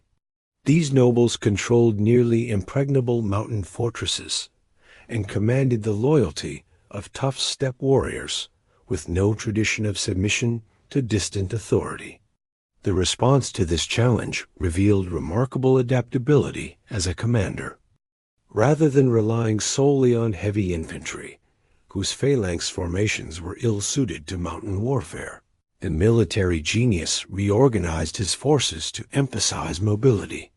Light infantry and cavalry units conducted rapid strikes against rebel concentrations, while engineering teams developed new techniques for assaulting mountain strongholds.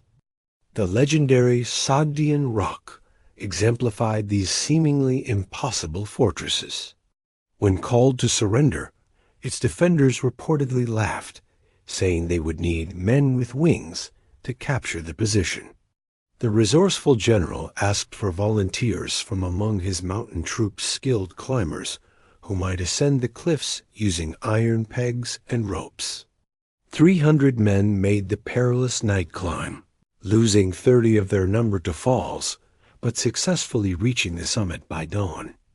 When the Sogdian defenders awoke to see Macedonian soldiers above them, their confidence collapsed. Once again, the seemingly impossible had been achieved through a combination of technical innovation and the almost superhuman efforts of determined troops. Similar patterns repeated across the region as fortress after fortress fell to unconventional tactics. Beyond military challenges, the conquering ruler faced the need to establish sustainable governance across these vast new territories. His solution combined military presence with political integration. He established a network of cities, many bearing his name, at strategic points, settling veteran soldiers alongside local populations.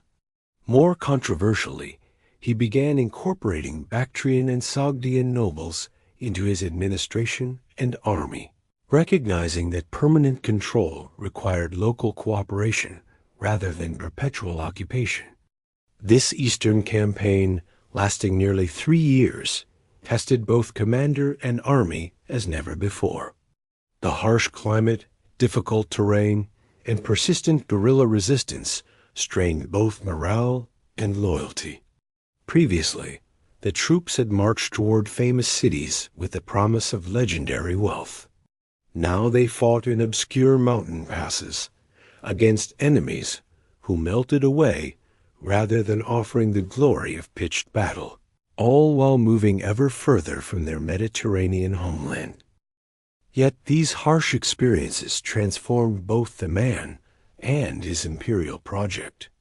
The pragmatic adaptations required for Eastern conquest integrating local elites, adopting indigenous administrative systems, creating multicultural urban centers, laid the groundwork for the Hellenistic synthesis that would define his legacy.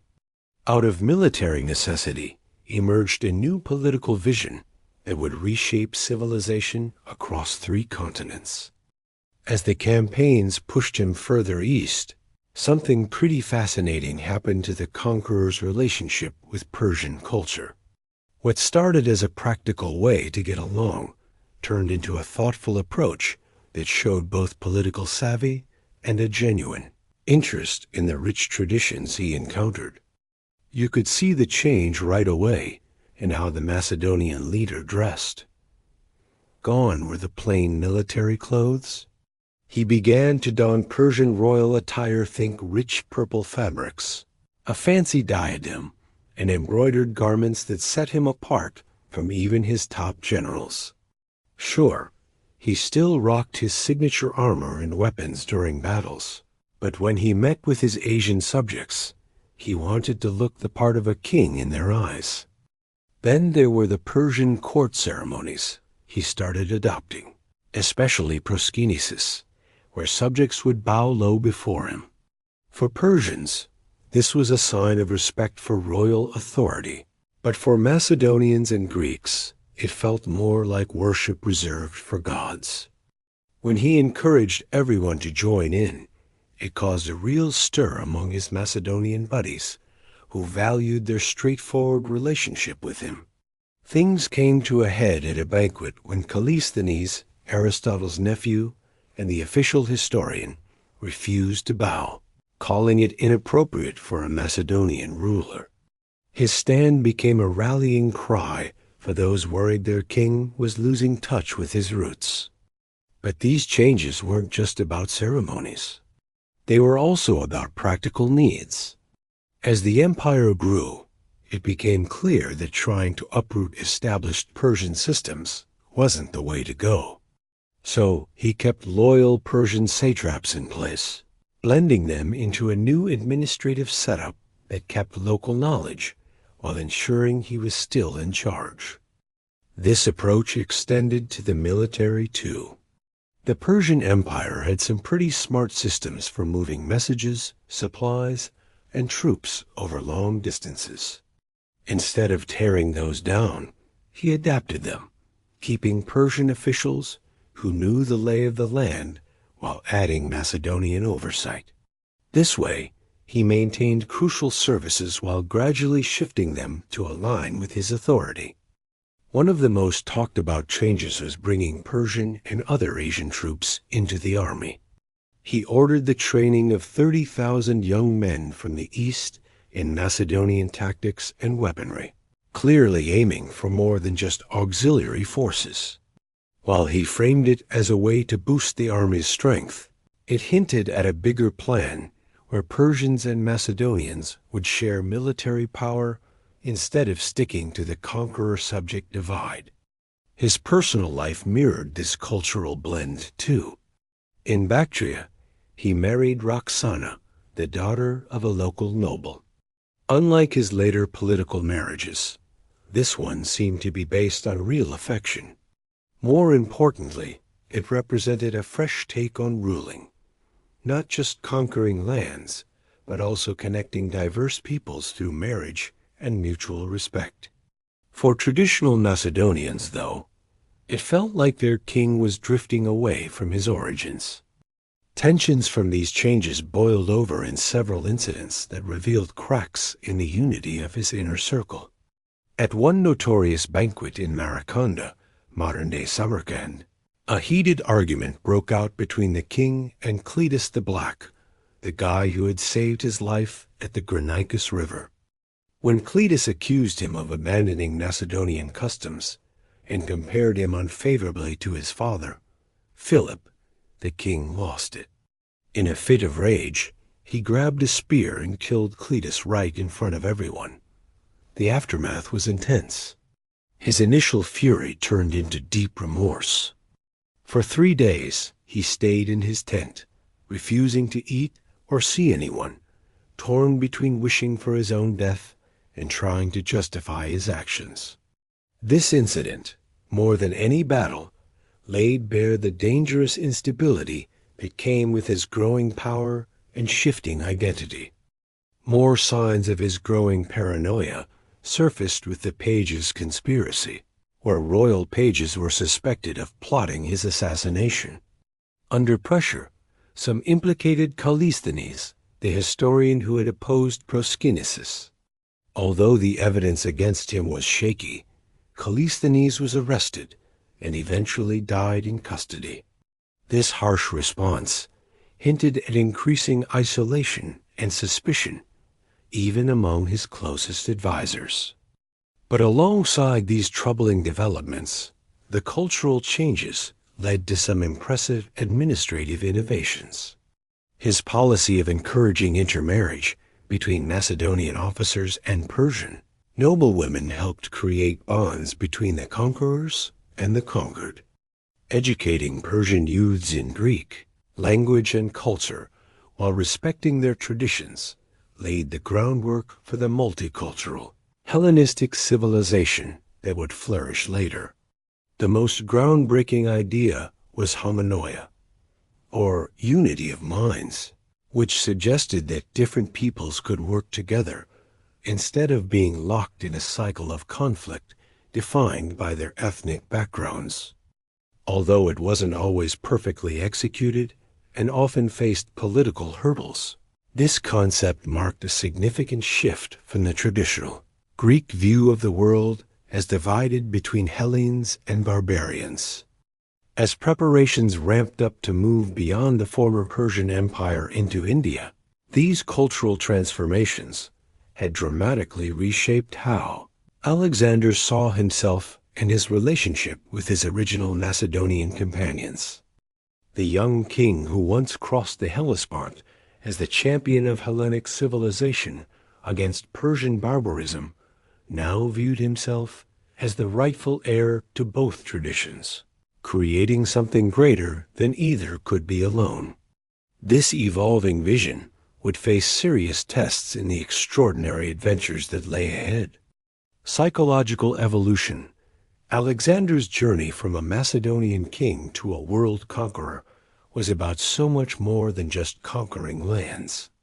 It was a fascinating psychological evolution that has captivated historians since ancient times and continues to intrigue modern thinkers. The young prince who ventured into Asia was bursting with confidence, ambition, and strategic genius.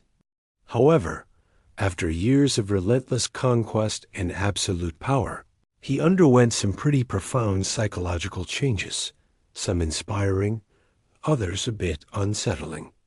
One of the most striking shifts was in how Alexander viewed himself and his destiny. He started out as Philip's heir, aiming to avenge Greek humiliations, but over time he began to see himself in a much grander light. A pivotal moment came when he visited the oracle at Siwa, where priests supposedly hailed him as the son of Amun-Zeus. This gave him a divine stamp of approval for his increasingly lofty ambitions. What might have begun as a useful political narrative turned into something he seemed to genuinely believe. This inflated self-image influenced how he tackled challenges. Whenever his advisors described a task as impossible, like crossing a desert or scaling an impregnable fortress, Alexander didn't back down. He got fired up. The conquests themselves started to feel less important compared to the thrill of pushing past the limits that held ordinary people back. As one ancient writer put it, he wasn't just conquering the world, he was freeing himself from its constraints. At the same time, this growing sense of possibility came with increasingly wild emotions, especially after a few drinks.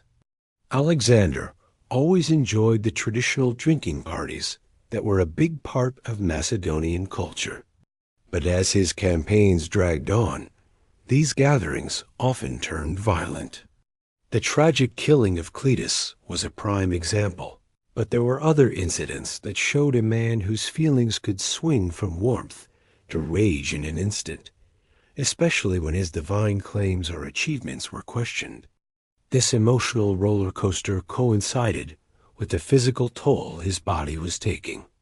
By this point in his campaigns, Alexander had endured a slew of serious injuries: a pike through his shoulder, an arrow through his lung, another that shattered his ankle, a stone that fractured his skull, and countless lesser wounds.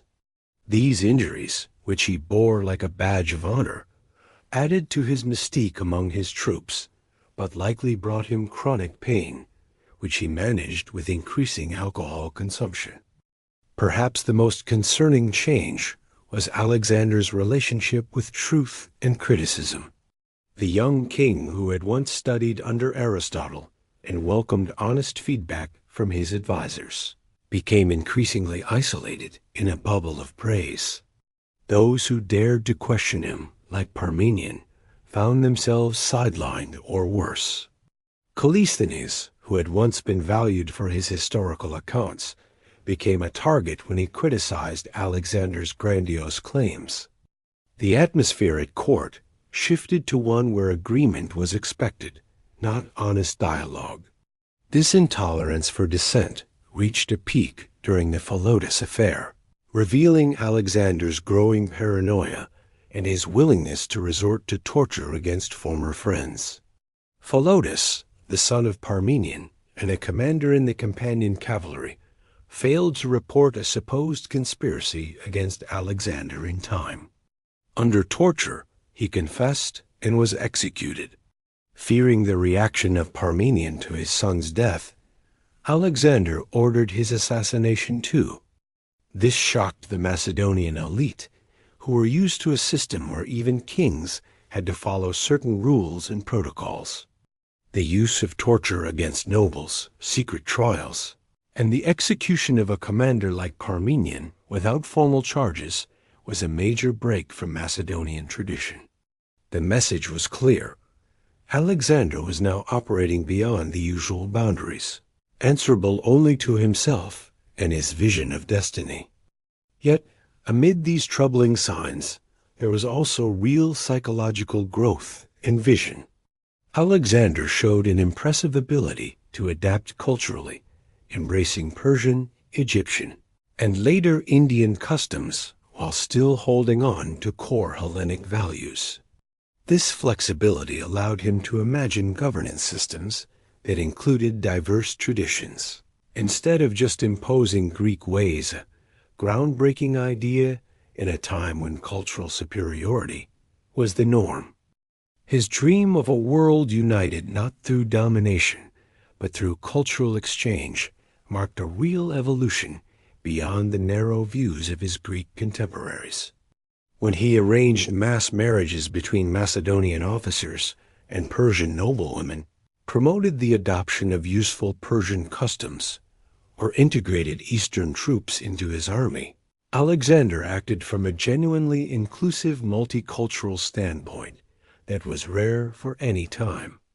This complex psychological portrait of a man with an expanding vision but diminishing restraint, cultural adaptability but growing intolerance for dissent, superhuman ambitions paired with very human weaknesses, makes Alexander endlessly fascinating.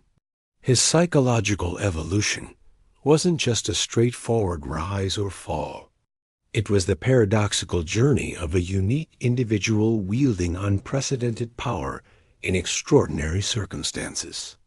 As he pushed his campaigns toward India, these psychological contradictions only grew stronger.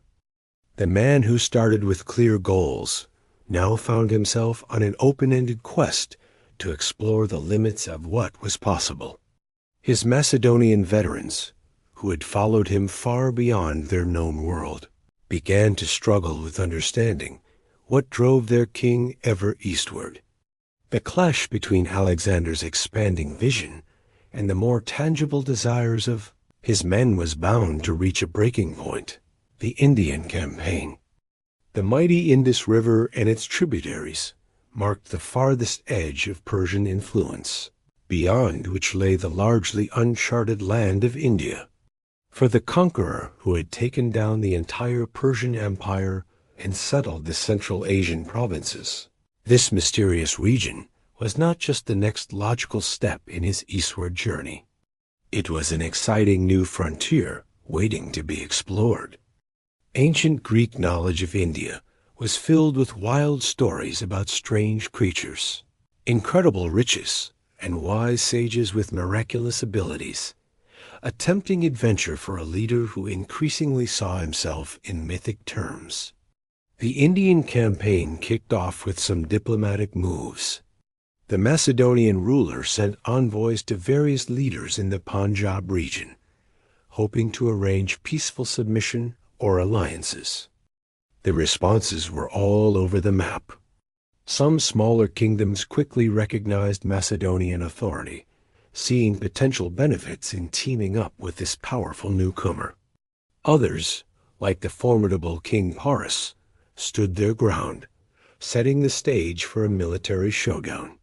Before diving into these larger kingdoms, the young general took on the mountainous areas of what's now northern Pakistan. These campaigns against tribes like the Aspasians and Assassinians involved some of the toughest mountain warfare his army had faced yet. Fortress cities like Masaga and Aornos required creative siege tactics developed through years of fighting in the east.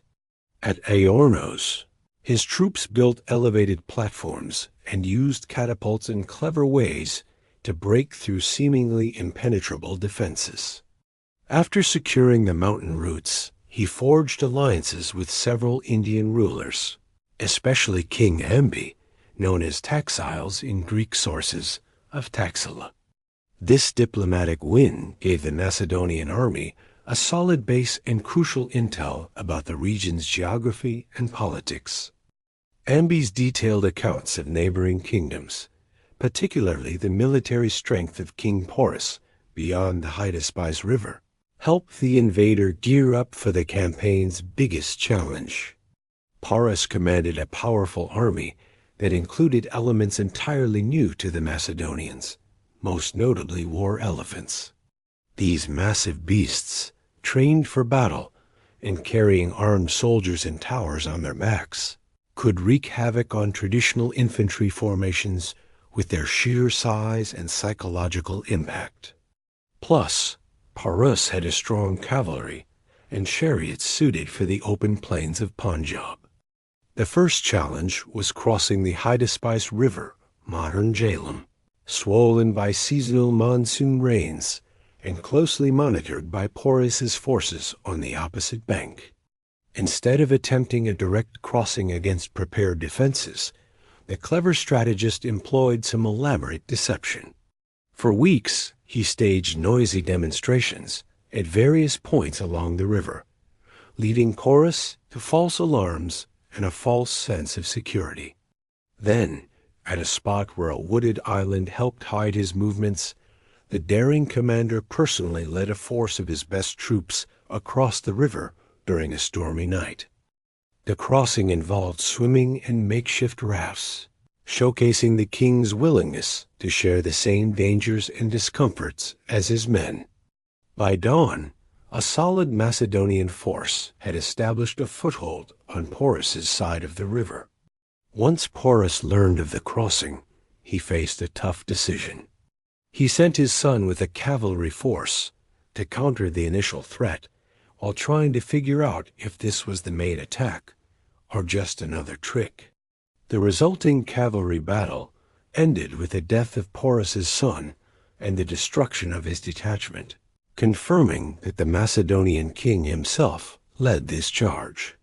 Porus then deployed his main army to face the invading force, creating a battle line anchored by his elephants, placed at regular intervals like fortified cities, with infantry and cavalry arranged in between and behind them.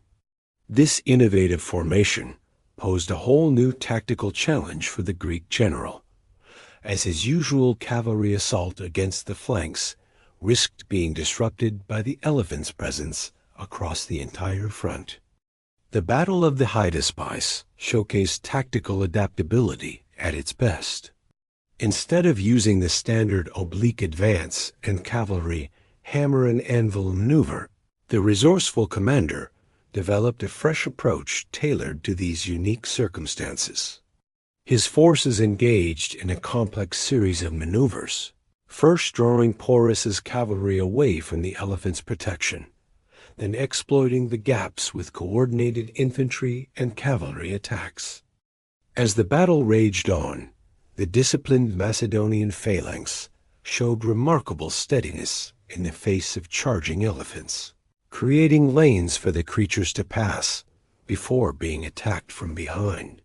The intense fighting lasted for hours, with Porus himself fighting from atop his elephant even after being wounded.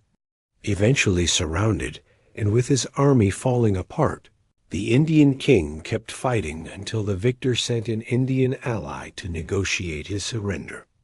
The meeting between the two kings became legendary. When asked how he wished to be treated, Porus reportedly replied, "As a king."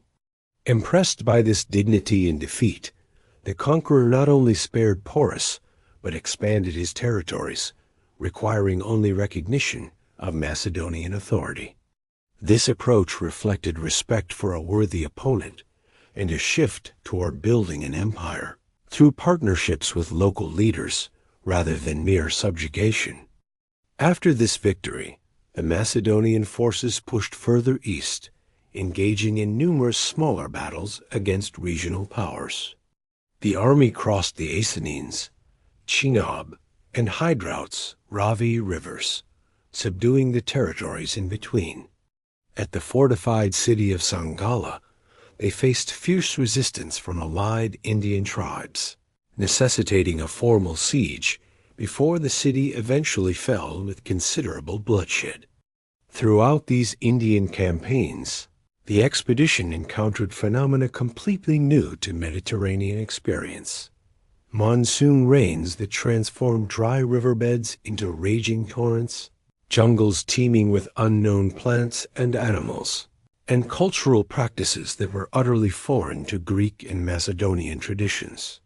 Scientists and philosophers accompanying the expedition documented these discoveries, collecting specimens and recording observations that would reshape Greek understanding of geography and natural history.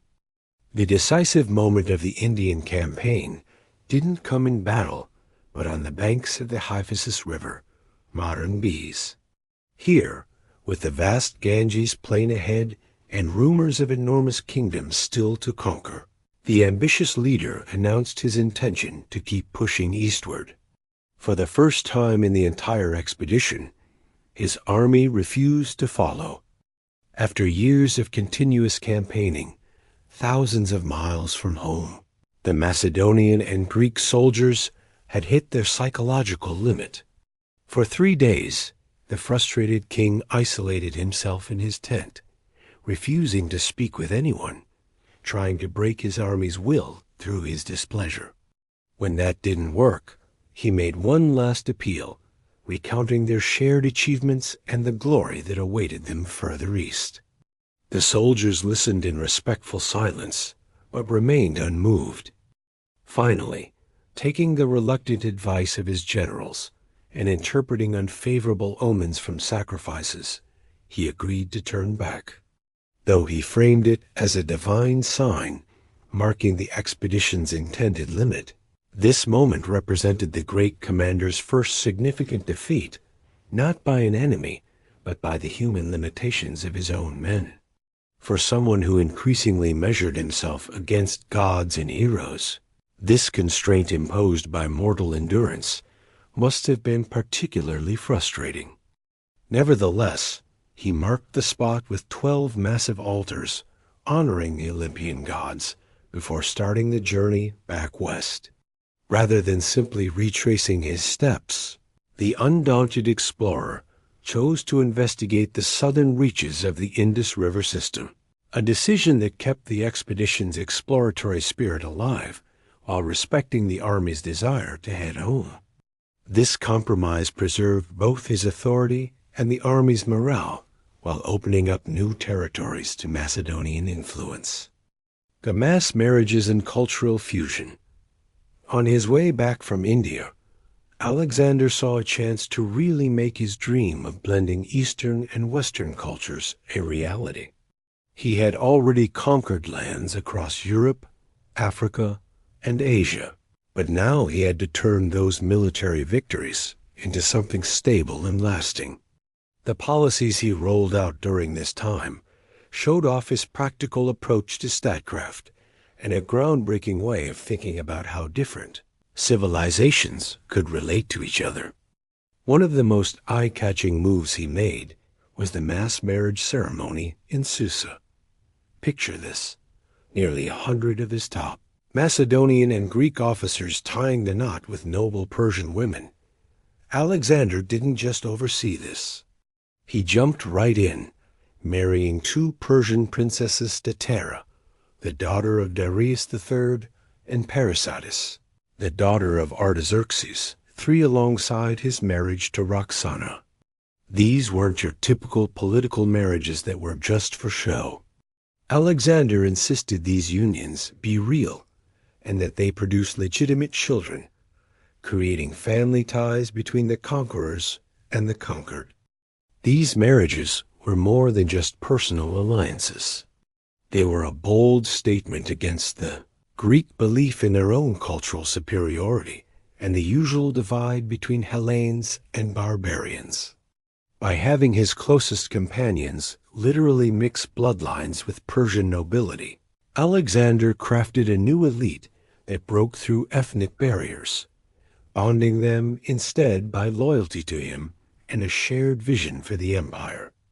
At the same time, Alexander pushed a controversial policy of integrating Persian and other Asian troops right into Macedonian military units. Years earlier, he had trained 30,000 Persian youths in Macedonian weapons and tactics, creating a corps of soldiers who were organized in traditional Macedonian formations but came from Eastern backgrounds. Instead of keeping these troops as separate auxiliary units, Alexander started mixing them into the elite companion units. This integration sparked fierce resistance from traditional Macedonians, who saw their unique fighting styles and privileged roles in the army as part of their identity. When Alexander appointed Persians to the prestigious companion cavalry and included them in the Agema Royal Guard, many veteran Macedonian soldiers felt that their hard-earned status was being diluted, along with their special connection to their king. Things came to a head at Opis when Alexander announced he would discharge veterans who were too wounded or old to serve, offering generous bonuses for their return to Macedonia. Instead of gratitude, this news led to a mutiny among troops who felt discarded now that Persian replacements were ready. Alexander's furious response, which included identifying and executing the ringleaders, showed his determination to push through the integration, while highlighting how fragile his grip on the increasingly restless Macedonian troops had become. During the reconciliation at Opis, Alexander made one of his most powerful symbolic gestures. After punishing the mutiny leaders, he hosted a grand banquet where Macedonians and Persians sat together, with him at the center. The feast ended with a prayer for homonoia, which means unity of minds or concord, between Europeans and Asians, wishing for prosperity for their shared commonwealth. This event really captured Alexander's revolutionary vision. It wasn't just about conquest, but about creating a new blend that went beyond traditional civilizational boundaries. Beyond these high-profile initiatives, Alexander took practical steps to make cultural fusion a reality. He set up numerous cities throughout his conquered lands, mixing Macedonian veterans, Greek merchants, and local people. These urban centers, often named Alexandria, became hubs for administration and cultural exchange. While the dramatic ceremonies get a lot of attention, the educational side of Alexander's fusion policy might have had even longer-lasting effects. He built Greek-style gymnasiums in major Eastern cities, creating places where young men from various backgrounds could get a shared education in Hellenic literature, philosophy, and sports. He also encouraged Greek and Macedonian officials to learn Persian languages and customs, building a bilingual administrative class that could bridge different traditions. Alexander's approach to religion showed his respect for diversity and a desire for synthesis. Instead of forcing Greek gods on Eastern people, he joined in local religious ceremonies and found common ground between different beliefs.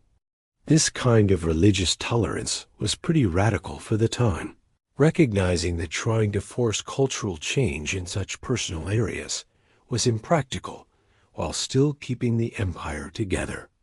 The economic side of Alexander's fusion policies likely brought immediate benefits. By creating a standardized currency system and improving transportation, he made it easier for trade to flow between regions that had been separated before. Greek merchants discovered new markets in Mesopotamia and Persia, while Eastern goods and ideas started moving westward at an increasing pace. This economic integration created strong interests in keeping the political structures that allowed for such profitable exchanges. Despite all the visionary aspects, Alexander's fusion policies had some serious limitations and contradictions. Even though he talked about partnership, real power still rested firmly in Macedonian and Greek hands, with Eastern elites often playing second fiddle. Most everyday people in the empire didn't see much change in their lives, aside from paying taxes to different rulers. The whole system relied heavily on Alexander's personal authority rather than on sustainable institutions that could survive after he was gone. These tensions became more obvious as Alexander led his army back toward the heart of his empire, facing tough terrain while trying to turn his vast conquests into a functioning political entity. The young king who had set out from Macedonia with clear goals had transformed into an emperor with grand aspirations, but increasingly shaky control over the forces he had set in motion. Whether his groundbreaking vision could endure the practical challenges of governance and his own unpredictable behavior was still up in the air. The return journey. After reaching the farthest point of his conquests at the Hyphasis River, Alexander faced the huge task of leading his army back to the heart of his empire. Instead of just retracing his steps, he opted for a bold southern route that would let him conquer the lower Indus Valley while also exploring the ocean beyond.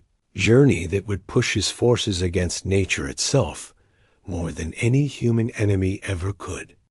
In the early stages of this return, Alexander's army traveled down the Hydaspes on a quickly built fleet of vessels.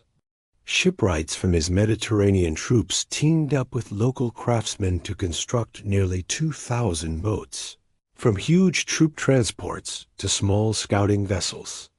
This makeshift navy carried most of the army downstream, while cavalry and light infantry marched along the riverbanks, taking control of territories as they went.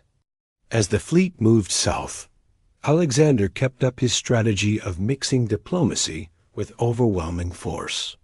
Kingdoms that accepted his rule were treated well, while those that resisted faced the full power of his battle-hardened army. The Malians, who put up the fiercest fight, almost changed the course of history when an arrow struck Alexander in the chest during an attack on their main city. This wound was one of the most serious he had ever sustained, puncturing a lung and leaving him teetering between life and death for days. His recovery from this injury became legendary among his troops.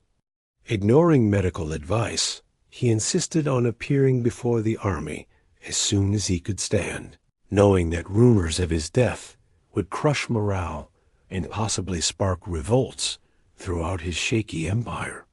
While this public appearance briefly reassured his men, it hid a significant decline in his physical strength.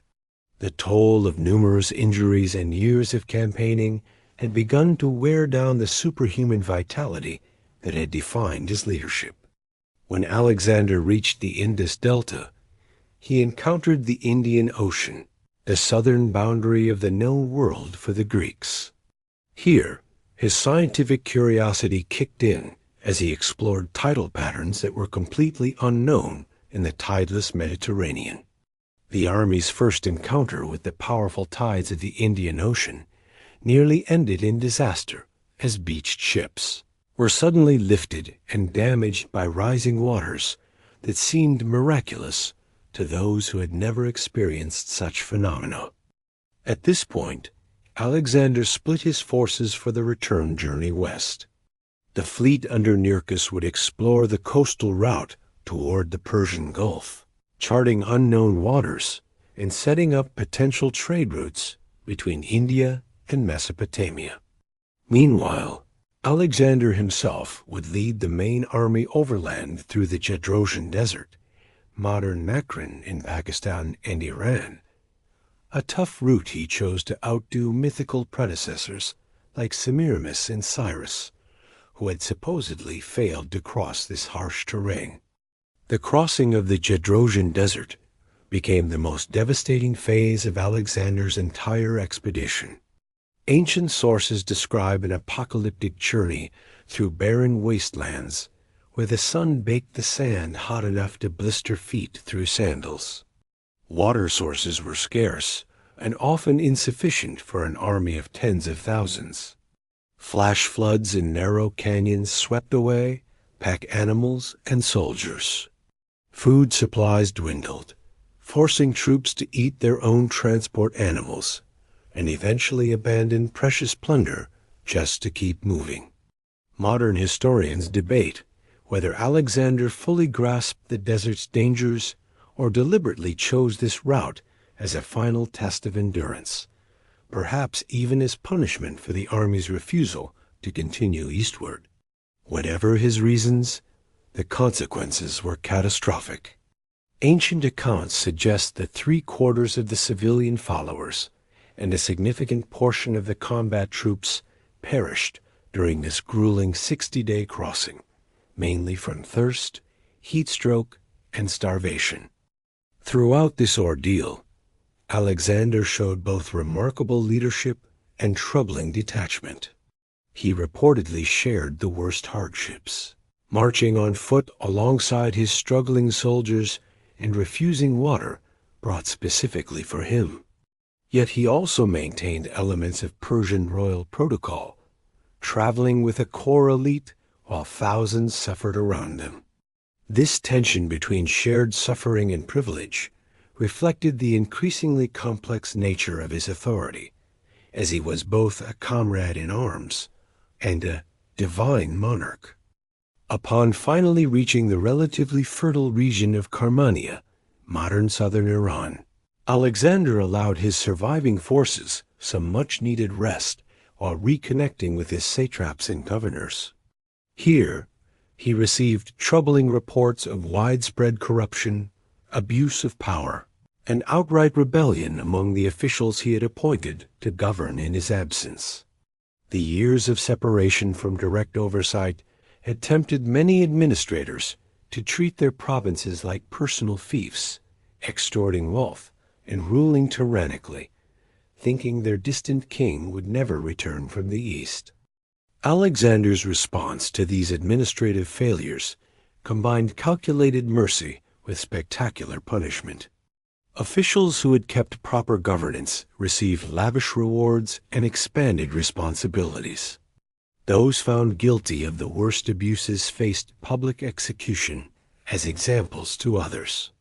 This pattern of extreme punishment for some, while pardoning others, created an atmosphere of uncertainty that reinforced absolute dependence on the king's personal favor, a governance style that maintained immediate control but undermined institutional stability. Meanwhile, Nearchus and the fleet completed their own extraordinary journey along the desolate Macran coast, facing severe shortages of water and supplies that nearly forced them to abandon their mission. Their eventual arrival in Susa marked a significant maritime exploration for ancient geography and commerce. Alexander celebrated this achievement with special honors for Nearchus, recognizing the scientific and economic potential of the new sea routes connecting his eastern and western territories. The reunification of Alexander's forces in Persia marked the start of a new phase in his imperial project. Having completed the largest conquest in history to that point, he now turned his formidable energy toward consolidating his gains and transforming temporary military control into sustainable governance. The challenges of this transition from conqueror to administrator, from general to emperor, would test Alexander's abilities in entirely new ways. Administrative genius, beyond the epic battles and conquests that often steal the spotlight in stories about this great conqueror, his administrative innovations were just as significant in shaping history.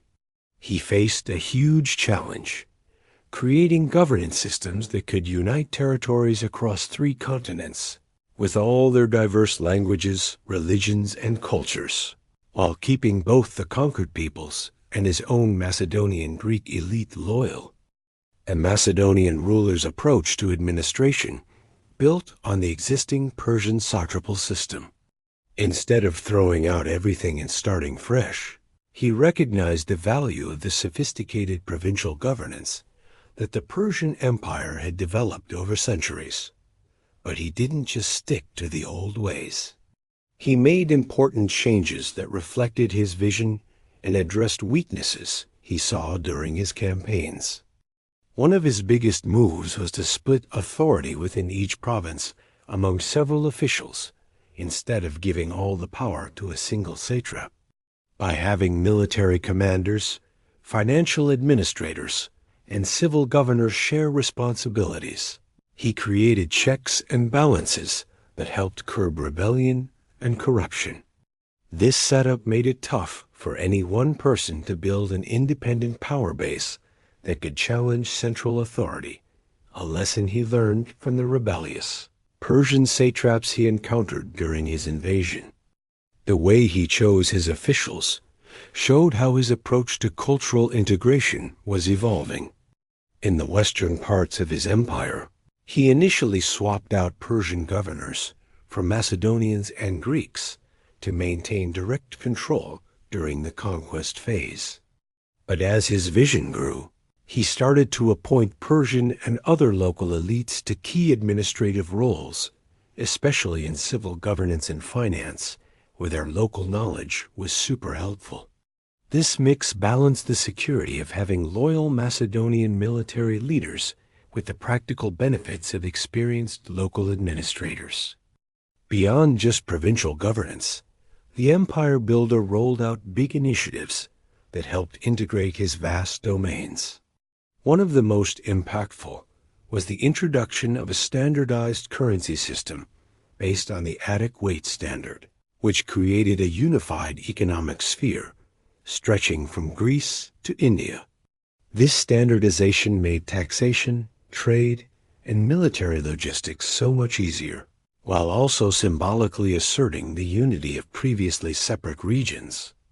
Infrastructure development was another major focus for the royal administration. The already impressive Persian royal road network saw significant upgrades under his leadership. New roads connected previously isolated areas, bridges crossed major rivers, and way stations provided secure rest points at regular intervals.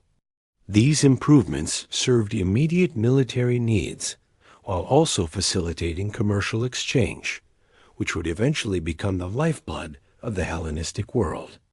One of the most groundbreaking initiatives was the ambitious city founding program, which established dozens of new urban centers throughout the conquered territories. While historians debate the exact number of cities founded, some ancient claims of 70 or more seem exaggerated. We can confidently attribute at least 20 major settlements to his reign. These cities served multiple purposes: military garrisons, administrative centers, commercial hubs, and melting pots of culture. Alexandria in Egypt is a prime example of the ambition and foresight behind these urban foundations. It was carefully located with attention to maritime access, agricultural resources, and defensive positioning, designed from the start to be a major Mediterranean center. The visionary founder even approved its unique grid plan and designated spots for key public buildings, temples, and markets. Within a generation, this planned city would grow into the leading cultural and commercial hub of the Eastern Mediterranean. Other Alexandrias in Central Asia were also strategically placed along trade routes to support military control and economic growth. These cities typically started with a mix of Macedonian veterans, Greek merchants, and local inhabitants, creating vibrant multicultural communities that influenced Hellenistic culture while adapting to local conditions. Managing such diverse populations required fresh approaches to law and governance. The practical ruler generally kept local legal systems for indigenous issues while setting up Greek-style civic institutions for the new mixed urban communities. This legal pluralism allowed different communities to maintain their cultural practices while gradually increasing interaction through commerce and civic participation. Economic development was a top priority, as the far-sighted strategist knew that prosperity would build loyalty more effectively than military garrisons alone.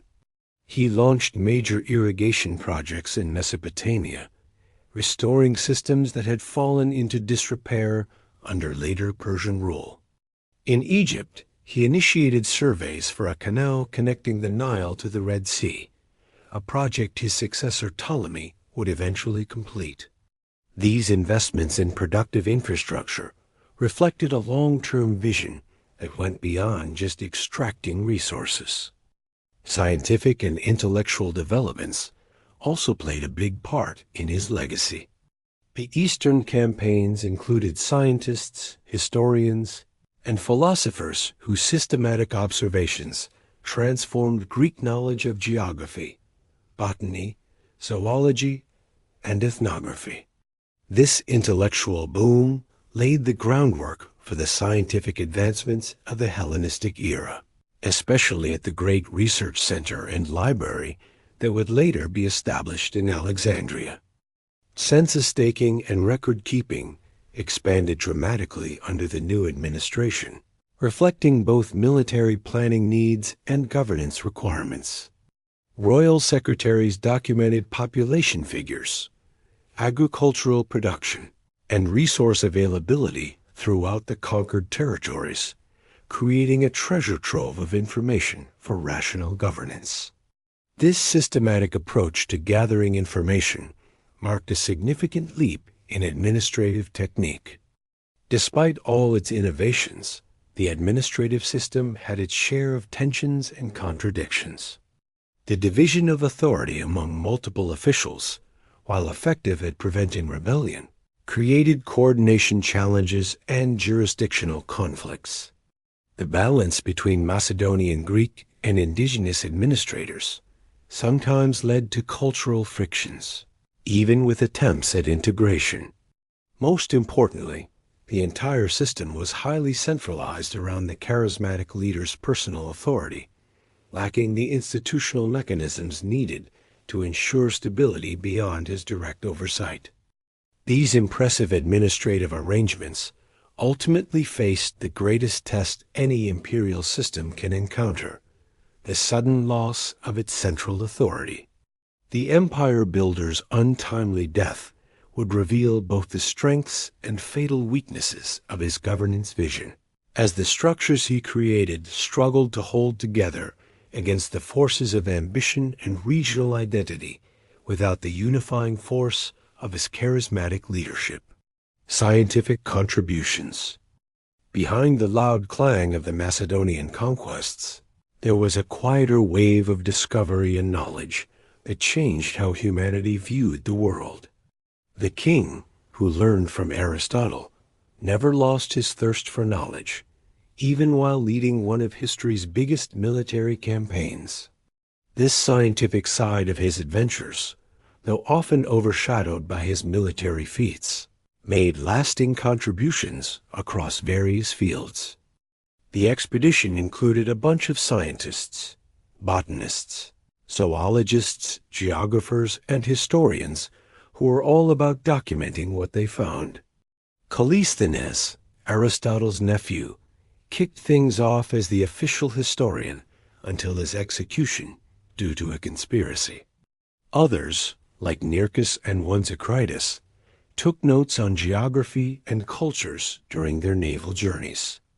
These organized efforts to record new discoveries set this great conqueror's campaigns apart from simple conquests, adding a layer of intellectual exploration.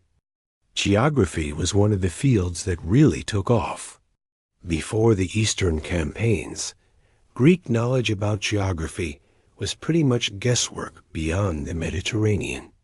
They thought the Caspian Sea connected to an outer ocean surrounding the world, and India was seen as a mythical land of wonders rather than a real place. The expeditions helped clear up these misconceptions through direct observation and measurement. Engineers and surveyors tracked distances traveled, noted terrain features, and mapped out river systems throughout the conquered areas. The Bemedists, or step measurers, who traveled with the army, kept detailed records of distances between key spots, creating the first accurately measured land routes across Asia. These records were later used by Eratosthenes and, eventually, Ptolemy, turning vague ideas of space into concrete measurements. Naval exploration added to this geographical knowledge too. Nearchus's journey from the Indus Delta to the Persian Gulf charted new coastlines and fixed misunderstandings about the Indian Ocean. The Macedonian fleet's observations of tides, winds, and coastal features laid the groundwork for trade routes that would thrive in the future, connecting the Mediterranean with India and beyond. The biological sciences also made huge strides, thanks to these campaigns. Hundreds of plant and animal species that were previously unknown to Greek science were documented, collected, and sometimes even brought back alive to the Mediterranean. Aristotle's groundbreaking zoological works were enriched by specimens the young ruler sent back, expanding the foundation for biological classification. Botanical knowledge also grew as they systematically collected medicinal herbs, cultivated crops, and exotic plants from places like the Hindu Kush Mountains and tropical Indian forests. Medical knowledge advanced out of necessity as the expedition faced new diseases, injuries, and healing practices in different environments. The king's personal physician, Philip, became famous for saving the king's life after he fell seriously ill from bathing in the cold Kidnus River. Other medical practitioners who joined the expedition recorded local treatments, surgical techniques, and medicinal substances, bringing effective practices into Greek medicine while making notes for future reference. Ethnography, or the study of human cultures, emerged as a distinct field during these campaigns. Greek observers documented social practices, religious beliefs, political systems, and economic activities of dozens of previously unknown peoples. While these observations were often colored by Greek biases, they still provided a much clearer picture of human diversity than earlier Greek views, which simply divided the world into Hellenes and generic barbarians. Astronomical observations made during the campaigns confirmed and expanded on existing Greek knowledge while incorporating Babylonian and Indian insights. The expedition's journey through different latitudes allowed them to confirm the Earth's curvature by observing how star positions changed. In Babylon, the curious king had the ancient astronomical records translated, preserving valuable knowledge and making it accessible to Greek researchers who would later develop more advanced celestial models. Technological innovation thrived as the expedition faced challenges that called for new solutions. Siege operations against seemingly unbeatable strongholds like Tyre and the Sogdian Rock led to groundbreaking engineering methods. The quick construction of Alexandria in Egypt showcased advanced urban planning techniques. Naval construction in areas without shipbuilding traditions highlighted adaptive engineering strategies. These practical innovations, driven by immediate military and administrative needs, pushed forward technical knowledge that could be applied in many areas. Linguistic studies advanced as the conquests brought together dozens of language groups. Translators and interpreters in the army developed systematic ways to bridge communication gaps. The expedition's scribes documented unfamiliar writing systems and vocabularies, especially from the Indian subcontinent. Although this wasn't a formal study, this hands-on engagement with language diversity broadened Greek understanding of language itself, moving beyond their previous limited exposure to neighboring tongues. The world conqueror's personal interest in natural phenomena showed up in specific research projects during the campaigns. When floods threatened his army in India, he conducted detailed investigations of monsoon patterns. Spotting crocodiles in the Indus River system led to comparisons with their Egyptian cousins. Upon reaching the Indian Ocean, he ordered thorough documentation of marine life not found in the Mediterranean. These focused inquiries reflected both practical needs and a genuine curiosity. Perhaps most importantly, the Macedonian king played a key role in fostering an exchange of ideas between previously separate knowledge traditions. Greek natural philosophy met Babylonian mathematical astronomy, Indian medical practices, Persian administrative techniques, and Egyptian architectural knowledge. While a full blend of these traditions would take generations, the conquests sparked conversations between intellectual systems that had mostly developed in isolation. This scientific legacy continued long after the great general's time through institutions set up in his wake. The Library of Alexandria, founded by his successor Ptolemy I, became the ancient world's leading research center, housing hundreds of thousands of scrolls from all over. The Associated Museum gathered scholars who organized and expanded the knowledge collected during the campaigns. Smaller intellectual hubs in places like Antioch and Pergamon created a vast network of knowledge sharing across the Eastern Mediterranean and beyond.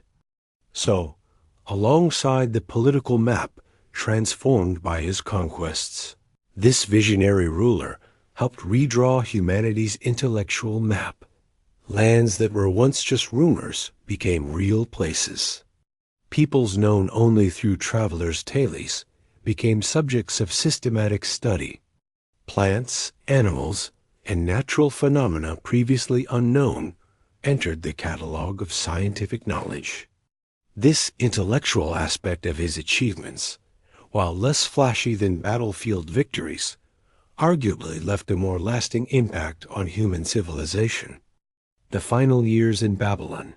Returning to Babylon in the spring of his final year was both a triumphant homecoming and the start of the great conqueror's last chapter. This ancient city, reclaimed from Persian rule 7 years earlier, had become his imperial capital, a symbolic meeting point between East and West. Its massive walls and towering ziggurats created a striking backdrop for what the visionary ruler saw as the heart of his new world order. The arrival itself was quite dramatic. Babylonian priests and astrologers warned the Macedonian king against entering the city from the east, pointing to ominous signs. Some stories even say ravens were fighting and dropping dead at his feet, which shook his usually pragmatic approach to superstition. Still, he entered Babylon with his usual determination, though perhaps with a hint of unease. Inside the ancient city's walls, the world ruler found an empire at its peak, yet facing serious challenges. The extent of his dominion was unmatched in Mediterranean history, stretching from the Adriatic Sea to the Indus River, and from the steppes beyond the Caspian to the cataracts of the Nile. Diverse peoples acknowledged his authority, but this vast realm was still a collection of conquered territories rather than a unified political entity with stable institutions and clear succession rules. In his final months, the sovereign focused on tackling these foundational issues. Administrative reforms sped up, with thorough reviews of satrapal governance and the replacement of officials who had abused their power during his eastern campaigns. Records show he personally went through thousands of petitions and reports, striving to establish more consistent governance practices across his diverse lands. At the same time, the ambitious monarch kicked off new infrastructure projects. Engineers began surveys for a massive harbor at Babylon that could host 1,000 warships. Irrigation systems that had been neglected during years of war got attention, with plans to restore agricultural productivity throughout Mesopotamia. Road improvements connected previously isolated regions, promoting integration across his sprawling dominions. Most importantly, the restless leader laid out plans for new military campaigns, revealing the ever-expanding scope of his ambition. Top of the list was a planned invasion of Arabia, targeting the incense-producing regions along the peninsula's southern coast. Preparations for this expedition were well underway, with naval vessels built, troops gathered, and reconnaissance completed along potential invasion routes. Beyond Arabia, even more ambitious targets loomed. Ancient sources suggest the Macedonian commander was considering campaigns against Carthage and the western Mediterranean, which would have put him in direct conflict with the rising power of Rome. Other accounts mention plans to circumnavigate Africa or explore the Caspian Sea region. Whether these were practical plans or just speculative ideas, they showed a mind still focused on expansion rather than consolidation. The human side of this final period shows a leader growing increasingly isolated, despite being surrounded by courtiers and administrators.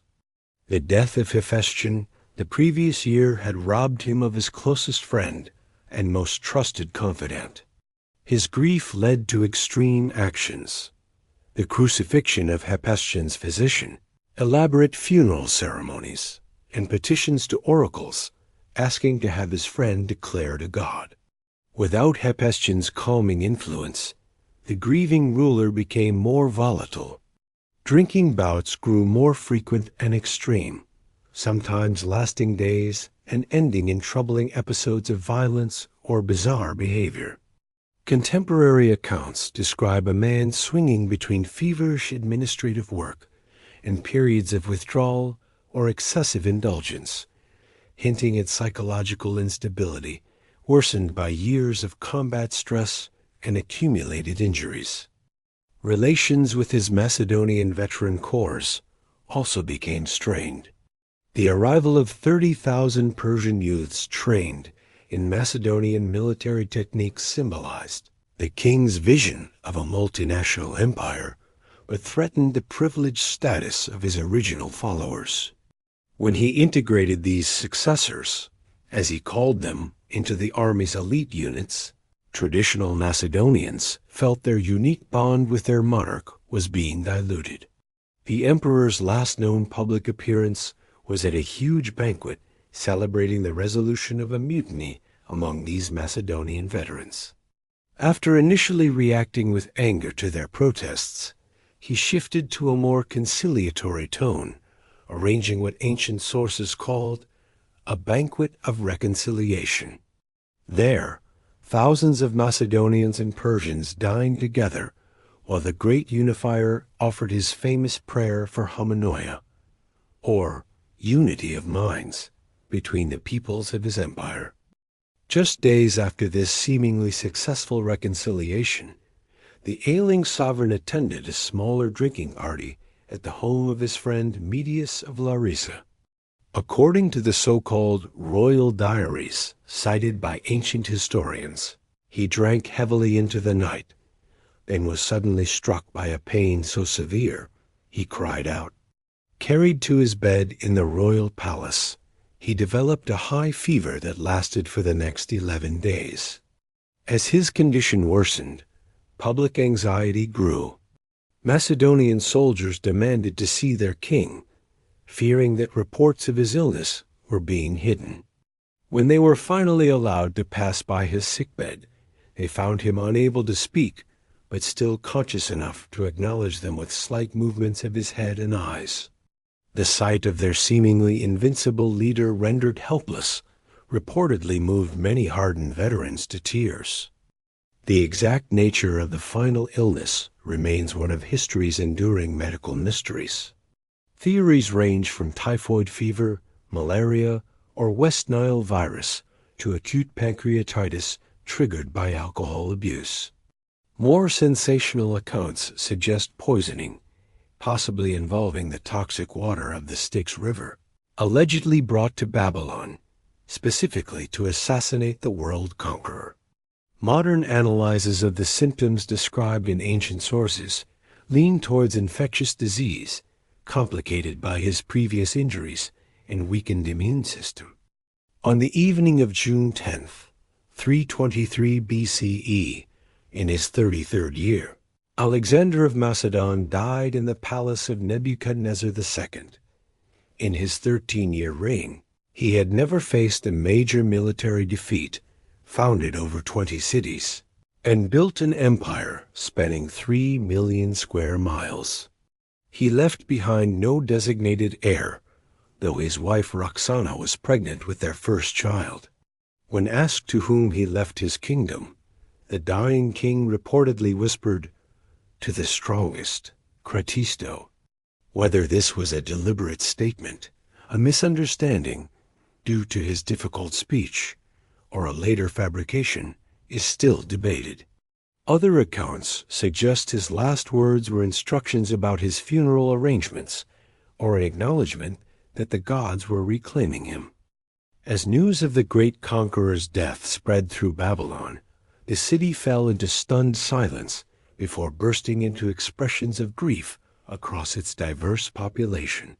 For 6 days, his body remained untreated while his generals debated funeral arrangements, and, more urgently, the future governance of an empire suddenly without its center.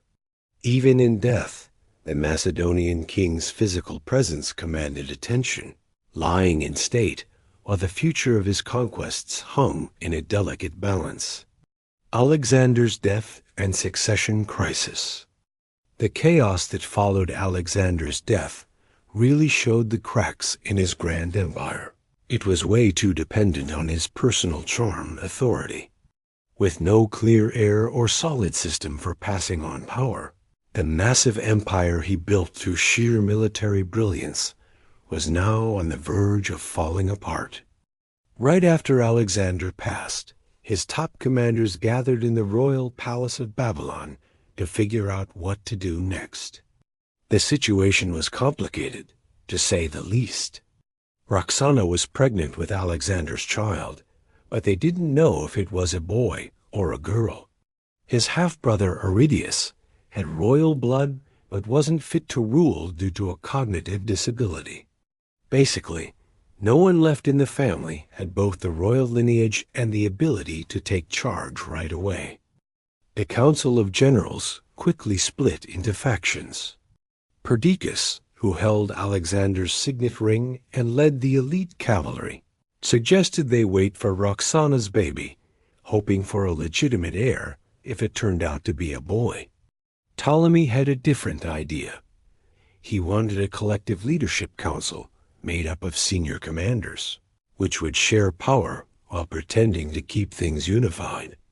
Meleager, representing the infantry, backed Aridius as the closest adult male with a blood claim.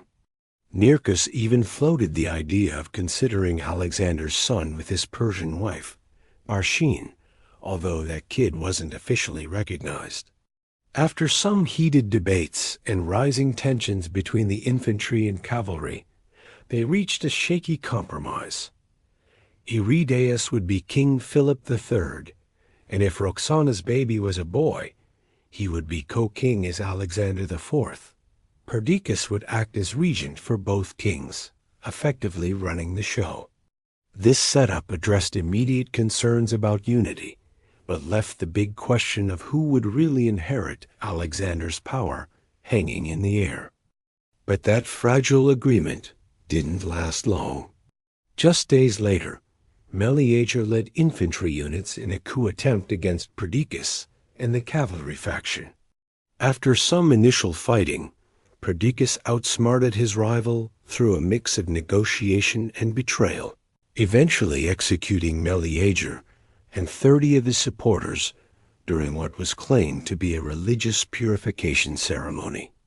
With the internal opposition temporarily quieted, the generals began dividing administrative duties while keeping up the pretense of a unified empire.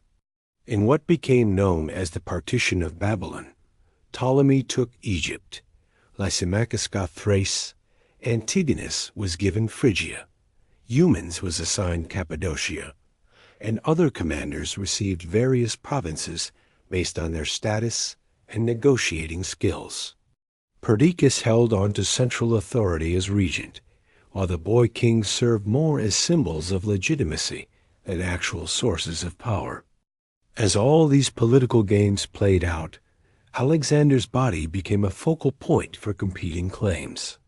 Traditionally, Macedonians would have buried him in the royal tombs at Asia, but Ptolemy intercepted the funeral procession, redirecting Alexander's remains to Egypt.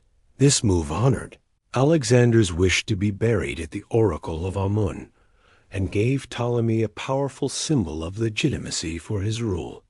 The ornate funeral carriage that transported Alexander's body became legendary, described by ancient sources as a marvel of engineering and artistry.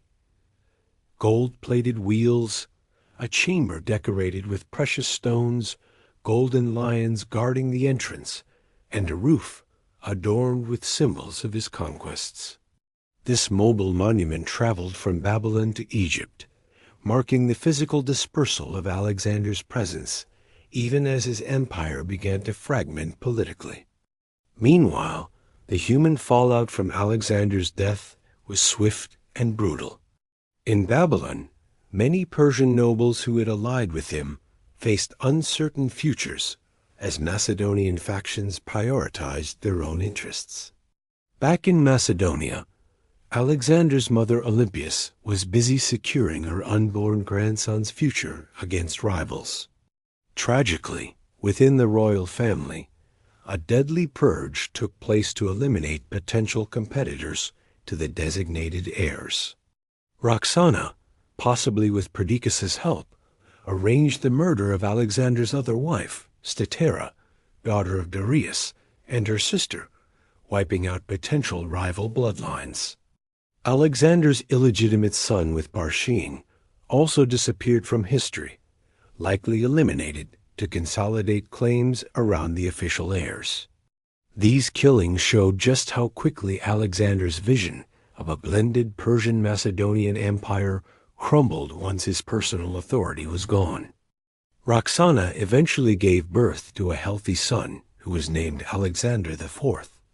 However, neither he nor Philip III Aridius really held any power. They were just pawns in the general's power struggles. The regency itself became a battleground, with Perdiccas facing growing opposition from other territorial rulers who resented his claims to central authority. The illusion of imperial unity completely fell apart within 3 years of Alexander's death. Perdiccas's attempts to maintain control through military action against Ptolemy ended with his assassination by his own officers. Subsequent efforts to keep a unified empire under different leadership similarly failed as regional interests and personal ambitions overshadowed any lingering loyalty to Alexander's memory or bloodline. The fate of Alexander's family unfolded like a Greek tragedy. Philip III Aridaeus and his wife Eurydice were executed on Olympias's orders during her brief control in Macedonia. Olympias herself was later killed by Cassander, son of Antipater, after her forces abandoned her.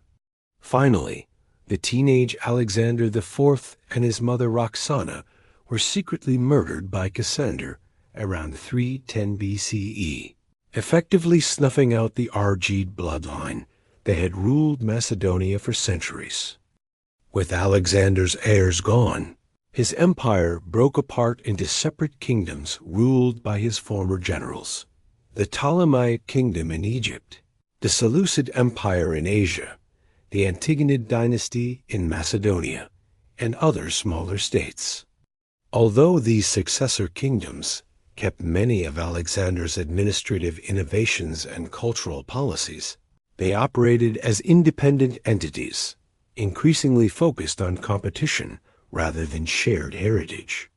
Alexander's physical remains, meanwhile, became a legitimizing symbol for the Ptolemaic dynasty. Transferred from Memphis to Alexandria, his tomb became a pilgrimage site for Romans and others for centuries. Notable figures like Julius Caesar, Augustus, Septimius Severus, and Caracalla all reportedly visited to pay their respects to the conqueror, whose achievements set a standard few could hope to match. The eventual disappearance of this tomb in late antiquity added a final layer of mystery to Alexander's already legendary life. The rapid breakdown of Alexander's political achievement might suggest a failure of his broader vision. But if we look at the succession crisis solely through that lens, we miss the deeper transformations his conquests sparked. While the empire fractured politically, the cultural synthesis he envisioned took root across the successor kingdoms, creating a Hellenistic civilization that would reshape the Mediterranean world and beyond for centuries to come. Immediate aftermath. The years right after Alexander's death were pretty wild, and honestly, it would have shocked him to see the chaos that unfolded. His empire, built over 13 years of brilliant campaigning, fell apart way too fast. His former generals, guys, who had shared both tough times and victories under his leadership, turned into fierce rivals, all fighting for land and power. These wars of the Diadochi, which means successors in Greek, spread across 3 continents, filled with shifting alliances, betrayals, and intense battles. The scale and complexity of this conflict were even bigger than the Persian Wars, which had once been the big deal in Greek history. While Alexander had conquered with strategic brilliance and a clear vision, his successors were just scrambling to grab what they could, focused more on their own gains and on keeping the empire together. One of the main players was Antigonus I Monophthalmus, nicknamed One Eye. He was super ambitious and tried to piece together Alexander's empire under his rule. But his moves led to rival generals banding together to keep their independence. After years of back-and-forth fighting, Antigonus and his son Demetrius made one last push for power at the Battle of Ipsus. There, the united forces of Seleucus, Lysimachus, and Cassander took down Antigonus, who died on the battlefield at the age of 81. The victors split up Antigonus's lands among themselves, which only added to the breakup of Alexander's empire into separate kingdoms. Cassander took Macedonia and Greece. Lysimachus got Thrace and western Asia Minor. Seleucus claimed the vast eastern territories, stretching toward India. And Ptolemy, who smartly avoided the final showdown, strengthened his grip on Egypt and nearby areas. Even though these successor kingdoms were politically separate, they kept some of Alexander's smart administrative ideas and cultural vision alive. The Ptolemaic dynasty in Egypt continued his approach of respecting local religious customs while setting up a Greek-speaking ruling class. The Seleucid Empire also followed his example by founding Greek-style cities across Asia, turning them into hubs of Hellenic culture in places that had never seen Greek influence before. Even in Macedonia, now under the Antigonid dynasty established by Antigonus's descendants, Alexander's military innovations still formed the backbone of their armed forces. For everyday people in these regions, the change often felt more like continuity than disruption. Persian governors were swapped out for Macedonian ones, who used similar administrative methods.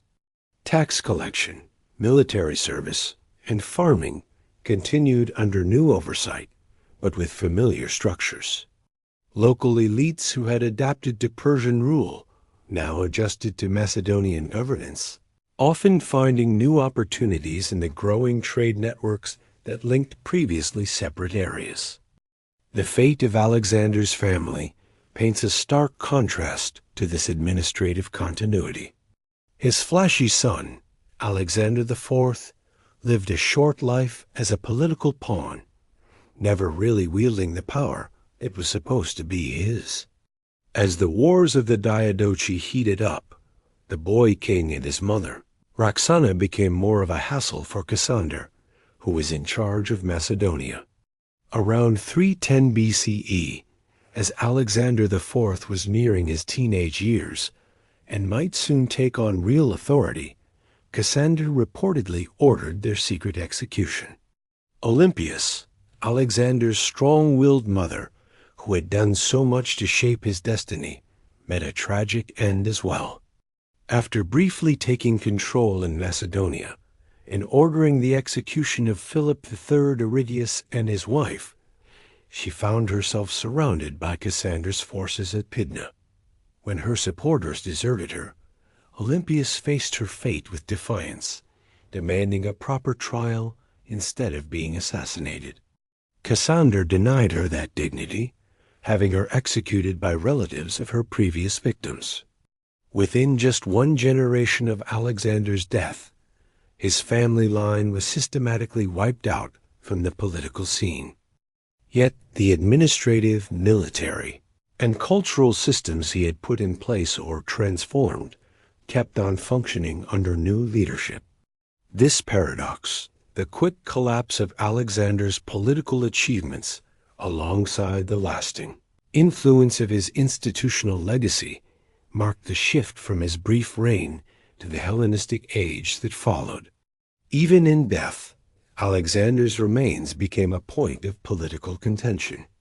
Ptolemy's takeover of the funeral procession to secure the conqueror's body for Egypt was more than just a symbolic victory.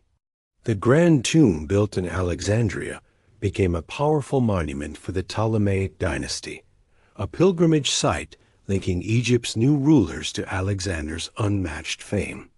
Later, Roman leaders would visit this tomb, with Augustus reportedly breaking the preserved nose when he bent down to kiss the face of history's greatest conqueror.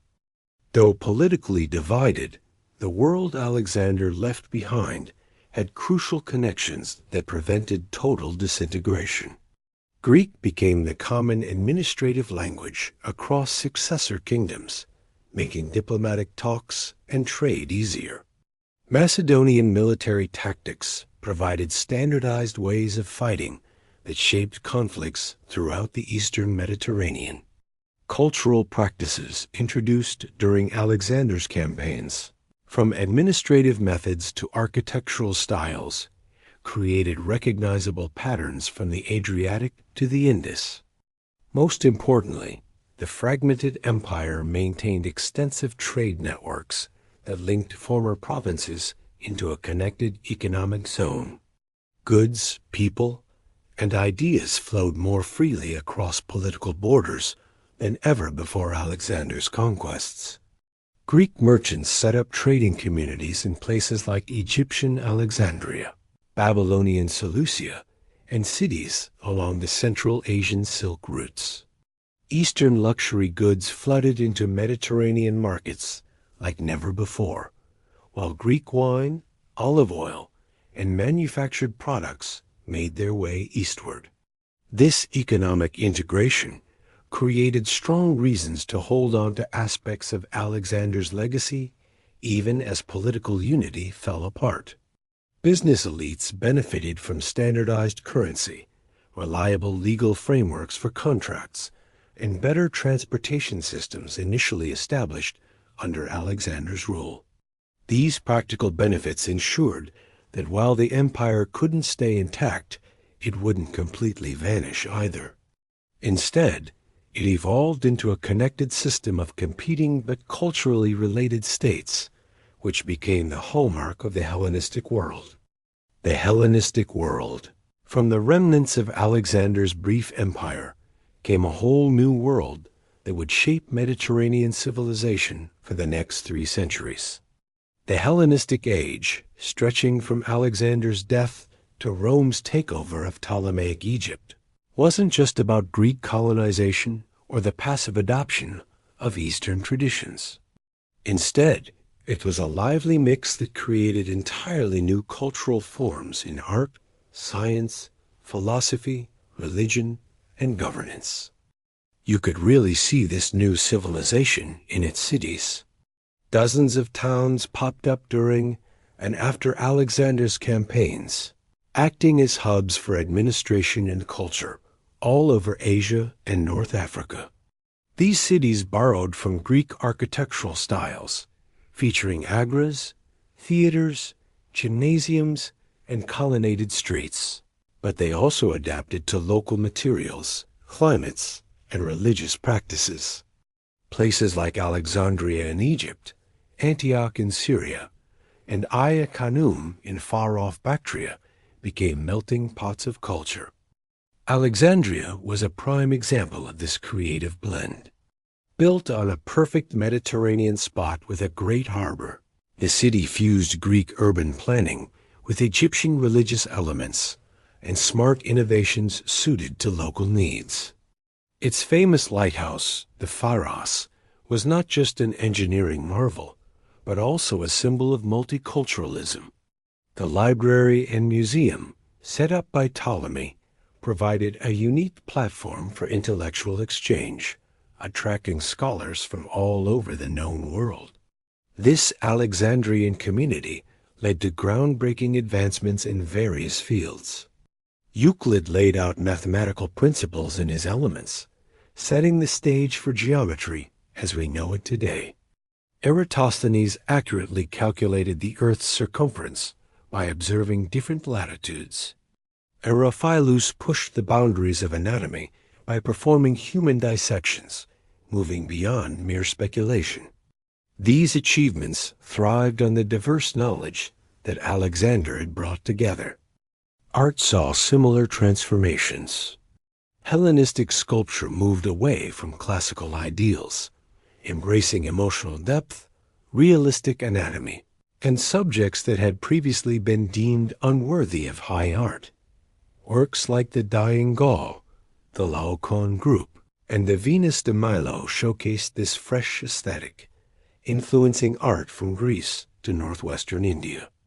In painting, techniques for creating perspective and modeling three-dimensional forms advanced significantly, even if only a few examples survive in descriptions from literary sources. Literature also evolved, influenced by Eastern storytelling traditions and new social realities. The pastoral poetry of Theocritus, the refined court poetry of Callimachus, and the urban comedies of Menander reflected the changing dynamics between individuals and their communities. Alexandria's library encouraged critical scholarship, diving into classic texts and laying the groundwork for philology and literary criticism. Meanwhile, translated works from Babylonian, Egyptian, and Indian cultures entered Greek thought, broadening literary horizons. Philosophy adapted to these new circumstances, with schools focusing on personal well-being in a politically unstable world. Epicureanism suggested finding happiness in private life. Stoicism emphasized virtue regardless of external situations. Skepticism questioned whether certain knowledge was even possible. These practical philosophical approaches offered guidance for navigating a landscape where traditional city-state relationships had given way to vast kingdoms ruled by distant monarchs. Religion also underwent exciting changes. Greek gods were identified with local deities across Alexander's former territories, like Zeus with Ammon, Aphrodite with Ishtar, and Dionysus with various vegetation gods. Mystery cults that promised personal salvation and emotional experiences gained traction across different ethnic groups. The worship of the Egyptian goddess Isis spread throughout the Mediterranean, while Eastern astrology gained respect thanks to Babylonian math precision.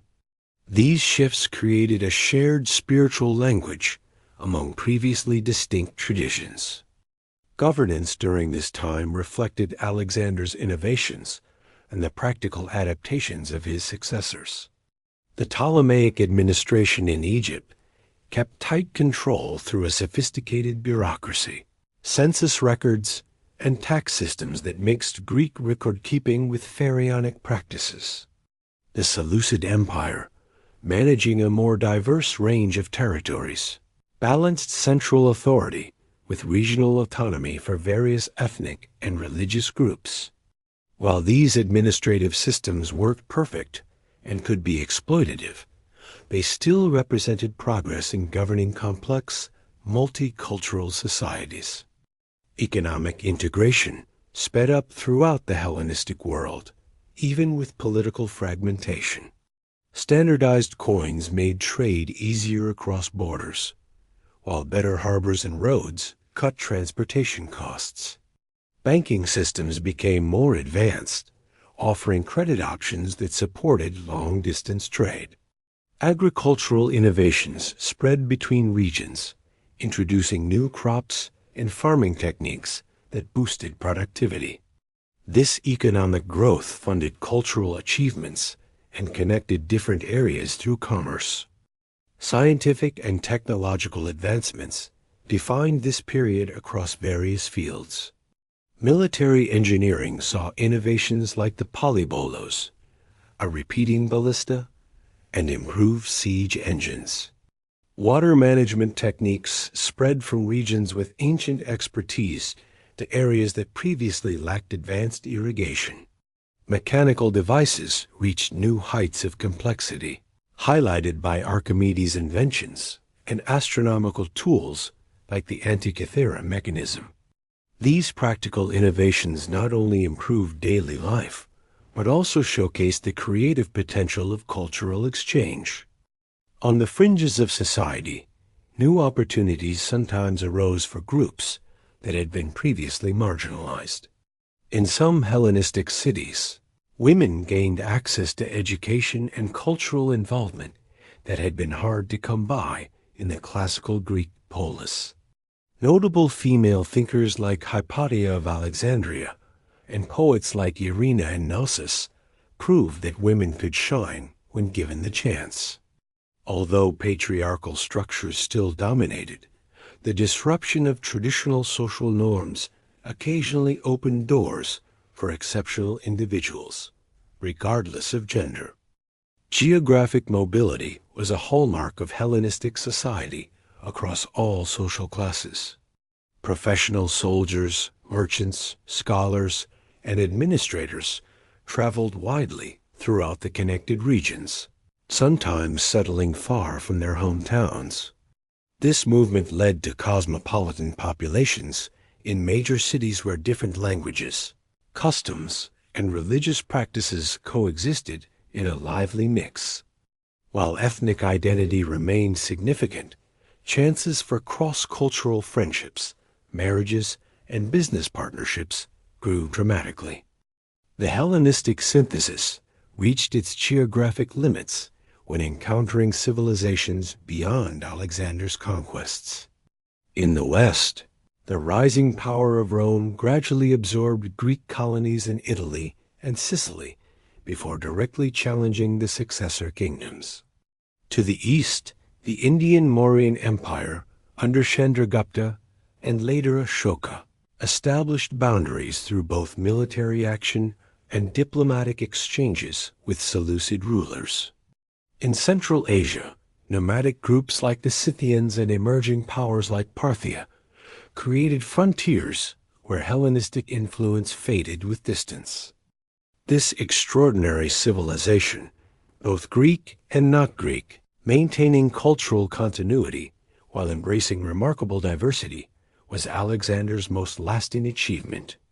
Although his political unity was short-lived, the cultural blend he sparked permanently transformed Mediterranean and West Asian civilization.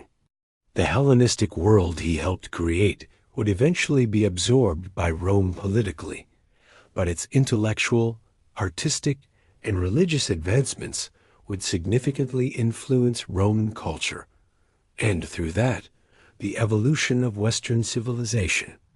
Alexander in different cultures. Few historical figures have sparked such a mix of interpretations across different cultures as Alexander. In the years and centuries after his death, societies in Europe, Asia, and Africa came up with their own takes on the Macedonian conqueror, seeing him as everything from an idealized hero to a destructive demon. These views reveal as much about the cultures interpreting him as they do about Alexander himself. The Greek tradition, starting with those who knew Alexander, laid the groundwork for his image in the West. Early accounts from Callisthenes, before his execution, and later writers like Ptolemy, Nearchus, and Aristobulus offered first-hand perspectives. These were later compiled by historians such as Arrian, Plutarch, and Diodorus Siculus. Generally, these Greek sources painted Alexander in a positive light, highlighting his love for Greek culture, bravery, and vision of unity. While they acknowledged his excessive drinking, growing fondness for Eastern customs, and harsh punishments of his enemies, they often framed these behaviors as understandable responses to the immense pressures he faced. Roman interpretations built on these Greek narratives, but tailored them to their own concerns. For ambitious generals like Pompey and Caesar, Alexander was both an inspiration and a benchmark against which they measured their own success. Legend has it that Augustus wept at Alexander's tomb, lamenting that by the time Alexander had conquered the known world, he had achieved so little himself. Yet, alongside admiration, there was also moral criticism. Roman writers like Livy portrayed Alexander as someone corrupted by luxury and Eastern tyranny, serving as a cautionary tale about unchecked power. The Persian view is a striking contrast to these Western interpretations. In Zoroastrian tradition, Alexander is often seen as the accursed one who destroyed sacred texts and fire temples during his conquests. The national epic, the Shahnameh, written centuries after his death, depicts Alexander Iskandar as the secret son of the Persian king Darius. This clever storytelling turns a foreign invasion into a tale of internal succession while acknowledging the disruption his campaigns caused in Persian society. Over time, later Persian traditions somewhat rehabilitated Alexander, portraying him as a philosopher king in search of wisdom throughout his journeys. One of the most fascinating transformations of Alexander occurs in Islamic tradition, where he becomes Du al-Qarnayn, the two-horned one, a figure mentioned in the Quran. Many commentators identify this character with Alexander, who travels to the ends of the earth, establishing justice and building a wall to keep out the destructive forces of Gog and Magog. In this context, Alexander emerges as a proto-monotheist and righteous ruler whose conquests serve a divine purpose, a dramatic reinterpretation that allows Islamic civilization to weave a significant pre-Islamic figure into its religious narrative. Indian accounts often provide some of the harshest critiques of Alexander's campaigns. While Greek sources celebrate the Indian expedition as a glorious achievement against exotic foes, Sanskrit texts barely acknowledge the Macedonian invasion, viewing it as a minor raid by foreign barbarians, Yavanas, of little historical importance. Modern Indian historians sometimes describe Alexander as just another failed invader who made minimal impact on the subcontinent's rich civilization, a perspective that challenges the Eurocentric view of his historical significance. The most extravagant retellings of Alexander's story emerged in medieval European and Middle Eastern romances, collectively known as the Alexander Romance. These tales, translated and adapted into dozens of languages, from Armenian to Ethiopian, introduced fantastical elements not found in historical accounts. Underwater explorations in a primitive submarine, soaring into the heavens with trained griffins, encounters with paradise, and battles against mythical beasts. Alexander became a symbol for exploring human limits and possibilities, transcending historical detail to embody universal themes of ambition, discovery, and mortality. Central Asian traditions also developed unique interpretations, especially in regions like Sogdiana, where Alexander faced fierce resistance. Here, local legends sometimes link him to ancient mythological figures or depict him learning wisdom from local sages. The Khairiji's epic Manas includes elements that might stem from Alexander legends, while Uzbek and Tajik folklore shares stories of his encounters with regional heroes and holy men. These traditions reflect how conquered peoples integrated the memory of conquest into their cultural identity. Egyptian interpretations highlight their unique historical context. Alexander portrayed himself as a liberator from Persian rule and a legitimate pharaoh, as shown through the oracle at Siwa. Ptolemaic propaganda reinforced this image, showing Alexander in pharaonic attire and divine attributes in temple reliefs. However, Egyptian texts primarily viewed him as the founder of Alexandria and a predecessor to the Ptolemaic dynasty, rather than focusing on his personal qualities or achievements. This practical approach reflects Egypt's long history of assimilating foreign conquerors into its cultural framework. Despite their differences, these diverse cultural interpretations share some common threads. Almost all acknowledge Alexander's remarkable military achievements, even when criticizing their consequences. Most attribute to him exceptional personal qualities like courage, intelligence, and curiosity, regardless of how they view his actions.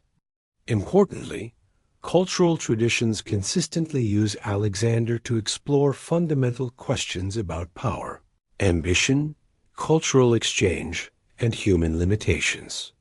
What sets Alexander's cross-cultural reception apart is not just its diversity, but its lasting relevance across civilizations. Other conquerors, like Genghis Khan, achieved similar territorial expansion, but didn't inspire such varied and enduring cultural interpretations. This ongoing fascination suggests that Alexander represents something more than military success, a complex symbol of human potential and limitation that resonates across cultural lines, raising timeless questions about achievement and the cost of ambition. Alexander's legacy through history. The shadow of Alexander looms large over history, stretching far beyond the immediate aftermath of his conquests. For 2,000 years and counting, his life and achievements have inspired, warned, and sparked comparisons among leaders, thinkers, and everyday folks trying to grasp the possibilities and limits of human action in the world. Military leaders throughout history have turned to Alexander's campaigns as masterclasses in strategy, tactics, and leadership. Julius Caesar, for instance, reportedly wept before a statue of Alexander, lamenting that by the time the Macedonian had conquered the known world, he himself had achieved so little. Napoleon Bonaparte even carried a copy of Arrian's history of Alexander's campaigns throughout his military career, consciously modeling his leadership style after his ancient predecessor.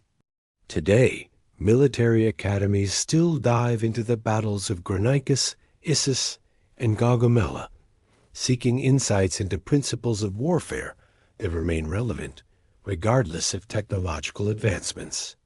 What military students particularly admire about Alexander's campaigns isn't just his tactical brilliance, but his operational innovation. His logistics systems allowed for sustained operations thousands of miles from home bases, and he skillfully integrated intelligence gathering with strategic planning. Plus, he knew how to cultivate local allies in unfamiliar territories and adapt when faced with new challenges. Together, these elements created a comprehensive approach to warfare that still resonates today. Political leaders have drawn various lessons from Alexander's brief reign. For some, like Augustus and later Roman emperors, he represented a model of charismatic authority that went beyond traditional governmental constraints. Renaissance princes studied his knack for balancing fear and generosity when dealing with conquered populations. Modern theorists of international relations see in his empire building both positive examples of cultural integration and cautionary tales about unsustainable expansion beyond manageable boundaries. Alexander's approach to cultural differences has generated a particularly complex legacy. His policy of incorporating conquered peoples instead of merely subjugating them, while still keeping core Macedonian Greek identity at the ruling level, set patterns that influenced subsequent empires from Rome to Britain. The tension between his vision of cultural fusion and the practical maintenance of Macedonian privilege raises questions about power, identity, and cultural exchange that are still relevant in our globalizing world. Intellectual and artistic engagements with Alexander reveal his lasting grip on the human imagination. Literary works, from Dante's Divine Comedy to modern novels, explore his ambiguous legacy. Visual artists, from ancient mosaists to Renaissance painters and contemporary filmmakers, have depicted pivotal moments from his life: the taming of Bucephalus, the Gordian knot, the meeting with Diogenes, as allegories for broader human themes. These artistic interpretations often reflect more about their creators' eras than about Alexander himself, showcasing his versatility as a cultural symbol. Archaeological discoveries continue to enrich and sometimes challenge our understanding of Alexander's world. Excavations at Alexandria have uncovered aspects of the city's original Hellenistic design hidden beneath later Roman and medieval developments. The discovery of royal tombs at Vergina in Macedonia has shed light on the court culture that shaped Alexander's early years. Ongoing work at sites along his campaign route, from Turkey to Afghanistan, provides material evidence that supplements and sometimes contradicts textual accounts of his journeys. Alexander's posthumous role in identity formation is particularly fascinating. Modern Greeks claim him as a national hero, despite his complicated relationship with classical Greek city-states. The controversy between Greece and North Macedonia over naming rights highlights the powerful symbolic legacy still tied to Alexander. In Afghanistan, some tribes even claim descent from his armies, while Iranian nationalists have sought to reclaim him as part Persian through his marriage to Roxana. These competing claims show how historical figures can become powerful resources in modern identity construction. Perhaps most profound is Alexander's legacy as a constant reference point for human possibility and limitation. His life raises enduring questions about ambition, the costs of greatness, and the tension between individual brilliance and sustainable institutions. His achievements showed what extraordinary human will could accomplish, while the rapid disintegration of his empire after his death revealed the limits of even the most remarkable individual life without supporting structures. The psychological aspect of Alexander's legacy goes beyond leadership studies to touch on fundamental questions about human desire. His reported weeping upon realizing there were no more worlds to conquer captures a universal aspect of the human experience: the insatiability of ambition and the melancholy that can accompany even the greatest success. This version of Alexander becomes a symbol not just of conquest, but of the human condition itself, perpetually seeking meaning through achievement, yet never finding lasting satisfaction. For modern observers, Alexander's legacy also raises ethical questions about how we judge history across vast cultural and temporal divides. How should contemporary standards shape our assessment of a figure who operated within radically different moral frameworks? The destruction of Thebes, the mass crucifixions after Tyre's fall, and the slaughter of tribes resisting in Central Asia and India may be seen as atrocities by today's standards, yet they occurred in a historical context where such actions followed established patterns of ancient warfare. Environmental historians have recently identified another dimension of Alexander's legacy: the ecological impact of his campaigns through urbanization, agricultural change, and the facilitation of long-distance trade in biological materials. The spread of Greek farming techniques, the introduction of new crops along his route, and the establishment of cities requiring intensive resource extraction collectively transformed landscapes from the Mediterranean to Central Asia. These changes, while gradual and less dramatic than military conquests, may represent some of his most enduring material legacies. Educational approaches to Alexander reveal changing historiographical values across generations. 19th century textbooks often presented him unambiguously as civilization's agent, spreading Hellenic light among Eastern darkness. Later treatments emphasized cultural imperialism and the suffering of conquered peoples. Nowadays, contemporary approaches typically seek a more balanced assessment, recognizing both the violence inherent in conquest and the genuine cultural flourishing that occurred in the Hellenistic synthesis made possible by Alexander's campaigns. Ultimately, Alexander's most significant legacy might be the questions his life continues to raise, rather than any definitive answers it provides. Was he a visionary unifier or a brutal conqueror? An example of human potential or a cautionary tale about the corruption of power? An agent of cultural progress or a destroyer of indigenous traditions?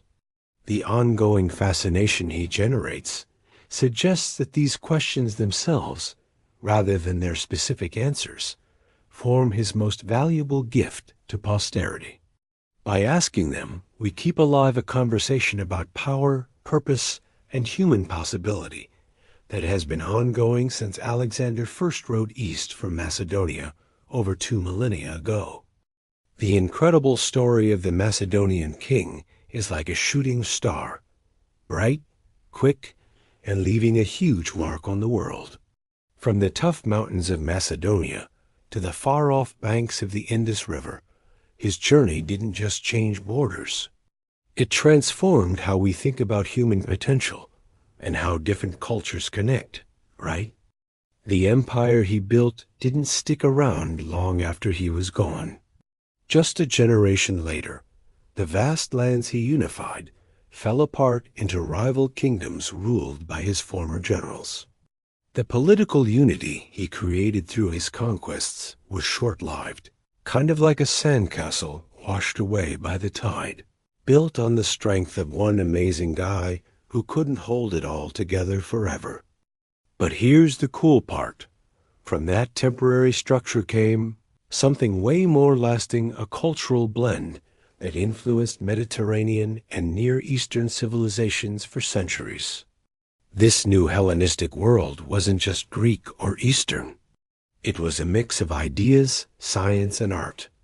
Greek thinkers met Persian astronomers and Indian healers, leading to insights that wouldn't have happened if everyone stayed in their own corners.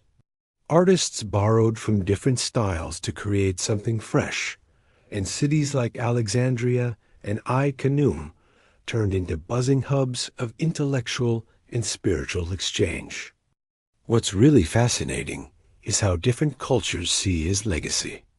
To the Greeks, he was the hero who avenged past wrongs and spread their culture far and wide. Persians initially viewed him as a destroyer, but later reimagined him as part of their own history. In India, he didn't get much recognition, while Islamic tradition named him Du al-Qarnayn, a righteous ruler mentioned in the Quran. In medieval Europe and the Islamic world, he became a legendary figure, almost mythical, representing ambition, divinity, and destiny. These different views show not confusion, but richness. This king isn't just one person. He's many things. A brilliant tactician, a visionary leader, a reckless youth, a clever strategist, a cultural connector, and a relentless conqueror. No single perspective can capture the contradictions of his 32 years. Each generation sees in him a reflection of its own hopes, fears, and struggles with power. For us today, his story is both inspiring and a warning. His achievements show what can happen when vision, ambition, and creativity come together with the right opportunities. But his tale also highlights how fragile even the greatest projects can be. The challenge of building systems that last beyond their creator, the physical toll of endless effort, and the mental strain of unchecked power. As we wrap up this tale, it's worth thinking about how empires fade, but cultural influence sticks around. The institutions he built fell apart in just a few years, but the conversations and artistic exchanges his conquests sparked lasted for centuries, shaping Western thought, Islamic philosophy, and even the modern world's imagination. In the end, his true legacy might not be the land he conquered, but the boundaries of thought and identity he helped break down. The young prince who set out to outshine his father could never have imagined how deeply he would change the world. Looking back through history, we can see the brilliance of his time and its role in humanity's bigger story, celebrating not a demigod, but a man whose extraordinary life still shines a light on both our potential and our limits. And so, our journey into the past comes to a quiet close. If you're still awake with me, I hope this tale brought you a little peace. If you enjoyed our time together, a gentle like lets me know.